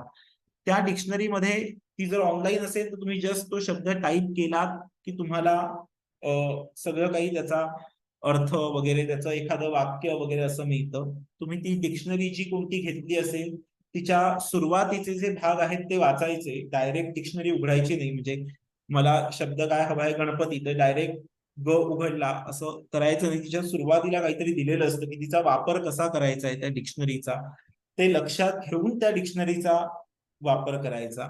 आणि त्या डिक्शनरीमध्ये तुम्हाला त्या शब्दाचे अनेक अर्थ मिळतील, तर त्यातला कोणता अर्थ तुम्हाला तुमच्या या टेक्स्टमध्ये लावायचा आहे ते तुम्ही ठरवायचं. जसं की सैंधवम आनय असं वाक्य होतं, तिकडे सैंधवमचे दोन्ही अर्थ मला डिक्शनरीत मिळाले. अश्व पण मिळाला आणि मीठ, सॉल्ट असा पण अर्थ मिळाला. मग आता याच्यातला कोणता अर्थ मी लावायचा आहे, घोडा अर्थ लावायचा आहे का लवण अर्थ लावायचा आहे, हे त्या कॉन्टेक्स्टने ठरवायचं. आणि मग तसा त्या शब्दाचा जे अर्थ आहे तो घ्यायचा, किंवा ते वर्ड कॉम्बिनेशन जे काही असेल ते बघायचं. तर अशा पद्धतीने तुम्ही डिक्शनरीजचा वापर करू शकता. आजच याचं लेक्चर होणार आहे डिक्शनरीजचं, त्यामुळे तुम्ही ते नक्की ऐका. म्हणून मी त्याच्या अजून खोलात जात नाहीये. मी एखाद दोन स्लाइड्स ज्या होत्या त्या म्हणून गायल्यामध्ये बनवलेल्या, की तुम्ही आज रात्री ते लेक्चर ऐकाल, त्याच्यामध्ये या सगळ्याचा उल्लेख असेल. आता मला काही विद्यार्थ्यांनी रिक्वेस्ट केलेली होती की तुम्ही रिसर्च मेथोडॉलॉजी हा जो पेपर आहे त्याची असाइनमेंट आणि त्याचं प्रोजेक्ट म्हणजे क्लास सेमिनार यांच्याबद्दल सांगा आम्हाला असं. त्यामुळे ते मी सांगतोय. त्याच्या संदर्भातही तुम्हाला काही शंका असतील तर तुम्ही नंतरही फोनवरती त्या विचारू शकता. तर तुम्हाला रिसर्च मेथोडॉलॉजीचा हा जो पेपर आहे त्याच्यामध्ये इंटरनल असेसमेंट जी आहे ती 50 मार्काची असणार आहे टोटल, जशी इतर पेपरांमध्ये पण आहे. बरोबर, 50 मार्क तुमचे रायटिंगचे आहेत आणि 50 मार्क तुमचे इंटरनल म्हणजे इकडनं जाणारे मार्क असणार आहेत तुमचे. तर त्याच्यामध्ये पहिला जो मुद्दा आहे तो असाइनमेंट आहे, दुसरा जो मुद्दा आहे तो क्लास सेमिनार आहे, आणि तिसरा जो मुद्दा आहे तो अटेंडन्स आहे. तर आपण पहिल्या दोघांबद्दल बोलूया, म्हणजे असाइनमेंट आणि क्लास सेमिनार बद्दल. तर असाइनमेंट म्हणून तुम्ही एक रिसर्च पेपर लिहायचा आहे. तुमचा जो काही विषय आहे, MA योगशास्त्र असेल, MA संस्कृत असेल, एपिक्स अँड पुराणाज असेल, अर्थशास्त्र असेल, याच्यामधला तुम्हाला जो कोणता विषय हवा आहे तो विषय तुम्ही घेऊ शकता. असं काही नाहीये की तुम्ही तुमच्या स्पेशलायझेशनचाच विषय घेतला पाहिजे. Okay, any topic you can choose, any topic. Okay, जो हवा तो टॉपिक तुम्ही घ्या. त्याच्यामध्ये याच्यामध्ये प्रामुख्याने काय बघायचंय तर तुम्ही रिसर्च मेथोडॉलॉजीचे प्रिन्सिपल्स तो रिसर्च पेपर लिहिताना अप्लाय करता की नाही, इम्प्लिमेंट करता की नाही. बाकीचे जे काही तुमचे पेपर्स आहेत त्याच्यामधनं तुमचं संस्कृतचं नॉलेज किंवा त्या पर्टिक्युलर पेपरचं जे काही टॉपिक असेल त्याचं नॉलेज तुमच्या शिक्षकांना समजणार आहेच. रिसर्च मेथोडॉलॉजी हा जो विषय असणार आहे त्याच्यासाठी जो पेपर लिहाल त्यात ही सगळी प्रिन्सिपल्स, म्हणजे तुम्हाला काल जे नरसाळे मॅडमचं लेक्चर झालं, ताजणे मॅडमचं लेक्चर झालं, किंवा अगदी 7 का 8 तारखेला पण तुमचं एक लेक्चर झालेलं होतं, म्हणजे याचा जो फर्स्ट सेगमेंट होता तो झालेला होता. त्याच्यामध्ये सुद्धा तुम्हाला भरपूर गोष्टी सांगितल्या गेलेल्या होत्या. तर या सगळ्या गोष्टी इम्प्लिमेंट तुम्ही कशा करता त्या रिसर्च तो रिसर्च पेपर लिहिताना हे आम्ही बघणार आहोत. की त्यामुळे तो त्या पद्धतीने लिहायचा आहे. तुम्ही तो रिसर्च पेपर लिहायचा आहे, तो कॉपी करायचा नाहीये. कारण मला असा एक फोन आला होता की असाइनमेंट आणि रिसर्च पेपर जे आहेत ते कॉपीच करून द्यायचेत का, कारण सगळे कॉपीच करतायत. तर तो कॉपी करायचा नाहीये. तुम्ही विषय ठरवा. तुम्ही जे तुम्ही जे काही MA करताय ज्या कोणत्या विषयात, त्या विषयाशी संबंधित कोणताही छोटा विषय घ्या आणि त्याच्यावरती तुम्ही एक रिसर्च पेपर लिहा, ज्याच्यात तुम्ही हे रिसर्च मेथोडॉलॉजीच्या सगळ्या गोष्टींचं इम्प्लिमेंटेशन करू शकता, अप्लाय करू शकता. जसं काल मॅडमनी सायटेशन्स बद्दल बोलल्या, किंवा रेफरन्स कसा द्यायचा, कोणत्या पद्धतीने रेफरन्स द्यायचा, हे सगळं तुम्ही त्याच्यामध्ये लावू शकता. ते त्याच्यामध्ये बघणं फार गरजेचं आहे की तुम्ही ते सगळं व्यवस्थित लिहिलेलं आहे की नाही. तुमचं त्या विषयाच्या संदर्भातलं नॉलेज असलंच पाहिजे, पण तो त्याचा प्रायमरी मोटिव्ह नसणार हे लक्षात घ्या. त्याचा प्रायमरी मोटिव्ह हाच आहे त्या रिसर्च पेपरचा, की तुम्ही हे सगळं तिथे इम्प्लिमेंट कसं केलेलं आहे हे बघणं. आणि दुसरा जो भाग असेल तो तुम्हाला आमच्याकडनं दिला जाणार आहे रिसर्च पेपर रिव्ह्यू साठी. म्हणजे जो क्लास सेमिनार असतो की नाही तुमचा, इतर विषयांसाठी तुम्हाला 20 मार्काला तो क्लास सेमिनार होतो, बरोबर. तर तो इन्स्टेड ऑफ क्लास सेमिनार आम्ही तुम्हाला एक पेपर देऊ. तो जो पेपर असेल त्याचा तुम्ही रिव्ह्यू करायचा आहे. तर त्याच्या संदर्भात तुम्हाला जेव्हा ते पेपर मिळतील तेव्हा तुम्ही त्या त्या शिक्षकांशी बोलू शकता, किंवा कोणतेही जे इकडचे शिक्षक आहेत त्यांच्याशी बोलून तुम्ही रिसर्च पेपर रिव्ह्यू कसा करायचा हे तुम्ही ठरवू शकता. तर ते तुम्हाला आमच्याकडनं मिळतील. ते अजून दिले गेलेले नाहीयेत रिसर्च पेपर रिव्ह्यूचे पेपर्स. त्यामुळे आता तुम्ही लगेच करायला काय घ्यायचं आहे तर असाइनमेंट, म्हणजे रिसर्च पेपर रायटिंग. हे जे 20 मार्काचं आहे ते तुम्ही करायला घ्यायचं आहे, ज्याच्यामध्ये की तुम्ही हे सगळं जे काही शिकलात या वर्कशॉपमध्ये ते त्याच्यामध्ये दाखवायचं आहे त्या पेपरमध्ये तुमच्या. आणि आमच्याकडनं तुम्हाला पेपर मिळाला की मग रिसर्च पेपर रिव्ह्यू करायचा आहे.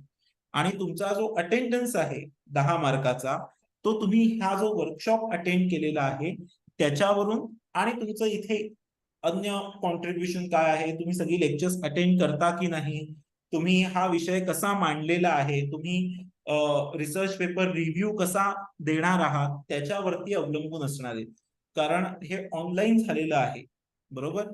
त्यामुळे तुम्ही रिसर्च पेपर रिव्ह्यू जेव्हा कराल तेव्हा आम्हाला एक्झॅक्टली समजेल की तुम्ही व्यवस्थित ही लेक्चर्स अटेंड केलेत की नाही, तुम्ही सगळ्या नोट्स नीट काढलेल्या आहेत की नाही या RM च्या, ते आम्हाला त्यावेळी समजेल. त्यामुळे या सगळ्याचे मिळून तुम्हाला अटेंडन्सचे जे मार्क आहेत ते मार्क दिले जातील. तर आता तुम्हाला काही शंका असतील तर तुम्ही विचारू शकता. रिसर्च मेथोडॉलॉजीवर एक पुस्तकाचं नाव सांगा ना, मी विकत घेऊ शकतो. नाही, आम्ही तुम्हाला ते सांगू. म्हणजे मध्ये माझ्यामध्ये तुम्हाला मेसेज टाकला ना माझ्यामध्ये मेघा मॅडमनी, त्याच्यात रिसर्च मेथोडॉलॉजीची पुस्तकं होती. सर मी एक विचारू प्रश्न. हम्म. हा जो तुम्ही जास्तीत जास्त ट्रान्सफर म्हणजे तुमच्या ज्या PDF किंवा आम्हाला हे दाखवलेत ना प्रेझेंटेशन, तर ते सगळं इंग्लिशमध्ये आहे आणि आम्ही बाकी काही पेपर्स आहेत ते मराठीत लिहिणार. मग आता हे रिसर्च मेथोडॉलॉजीला काय होतंय की बरंचसं material is in English and difficult to translate in Marathi. तर काय करायला पाहिजे अशा वेळेला? I mean we can write one paper in English, असं आहे फॅसिलिटी अवेलेबल? आम्ही तुम्हाला त्याचे प्रश्न देऊ रिसर्च मेथोडॉलॉजीचे. ते प्रश्न ओके. दिल्यानंतर मग तुम्ही हे बघा की कशात, जर तुम्हाला सापडत नसेल तर काय करायचं ते. अजून तुम्हाला अच्छा. प्रश्न मिळालेले नाहीये, त्यामुळे आता नाही. तुम्ही हा प्रश्न असाच ठेवा. जेव्हा ओके. तुम्हाला सगळ्या शिक्षकांकडून प्रश्न येतील ते प्रश्न मी टाकेन तुमच्या ग्रुप्स ओके. वरती प्रत्येक राईट. MAच्या, आणि चालेल. त्याच्यानंतरच तुम्ही बघा की चालेल, याची कारण माहिती तुम्हाला मराठी मटेरियल मिळेल. खूपच कमी आहे त्यावेळी आपलं. तुम्ही बघा. हा, आता चालेल. बघण्यात काही म्हणजे आता ते सांगण्यात काही पॉइंट नाही, कारण तुमच्याकडे प्रश्नच नाही आहेत. शेवटी ते प्रश्न तुमच्या पेपरात असणार आहेत, त्यामुळे बरोबर. त्यानुसार तुम्ही बघा. हो चालेल सर, नक्की. Thank you. Ajay sir, similar question. Like you were explaining everything in Marathi, but I think it is all in English. So I was thinking how this would be in English to be written and all. Couple of my, queries were in that fashion. But you explained everything in Marathi, good to understand. But while writing in English, how would I write this? तुमच्याकडे त्याची पुस्तकं असतील. We will give you study material. Okay. Okay. We will give you. Same question was asked by आलाय PDF. Dr. Anuja Purandare. Yeah.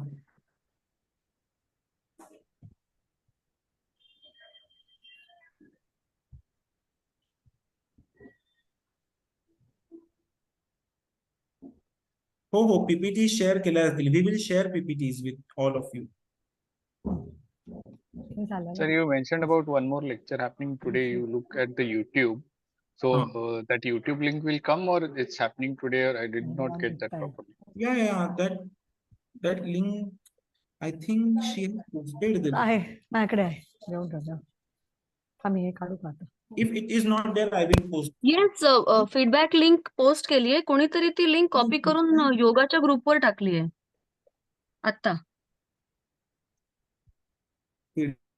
मी chatbox मध्ये already काय बोलत होते? पण ते सगळ्यांकडे नसेल ना योगाचा ग्रुप. आमचा ग्रुप वेगळा आहे. कशाच्या लिंक बद्दल बोलताय? नाही मी फीडबॅक फॉर्मची Hello? लिंक सध्या चॅटबॉक्स वर टाकलेली आहे.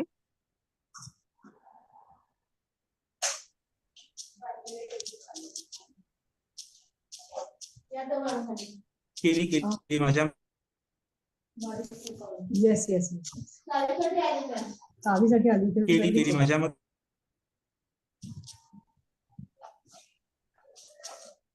मध्ये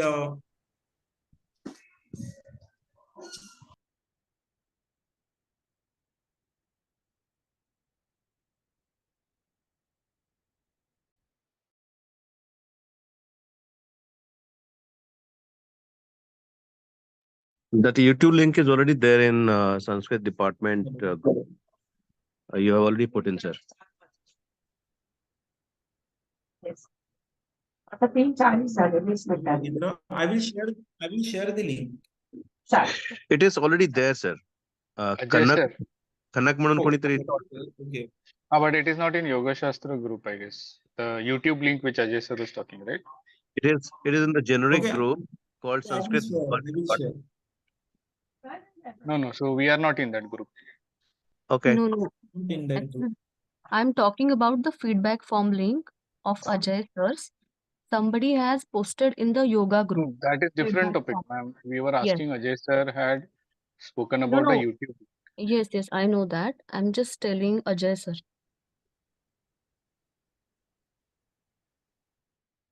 Ajay sir, ती link मग पाठवा.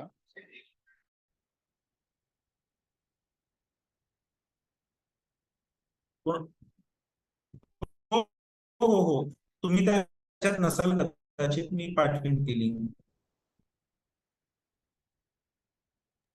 Thank you, sir.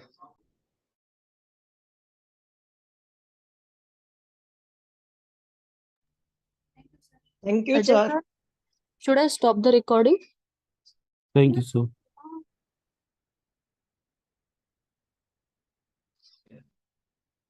डाऊट्स आहेत का कोणाला? काही डाऊट्स नसतील तर मग थांबूया आपण. मग मेधा मॅडम तुम्ही meeting lectures tomorrow? Medha madam sir feedbacks के लिंक भेजो ना. Hello. It is in the chat box. Chat box में नहीं दिख रहा है मैडम. Scroll up कीजिए, दिखेगा. नहीं हो रहा है. देख के तो फिर बाद में आपको ये कर रहे हैं हम. कब से ट्राई कर नहीं हो रहा है. People are writing thank you तो ऊपर चले जाते हैं. लेकिन नहीं हो रहा है ना You sir. should not write thank you submitted. Just copy the link. फिर से पोस्ट किया है, देख लीजिए. Okay Please thank you. don't do formal thank you. Even I have submitted. posted it again. I have also posted. माझी दिसते का सगळ्यांना माहित नाही. मला इकडे सगळे थँक्यूचे मेसेजेस दिसत आहेत. हो, दोघांचे पण दिसतात. So we can see. Thank you, sir. It's visible. Thank you sir. Sir, एक Thank you, sir. उद्या क्लासेस आहेत का? Regular classes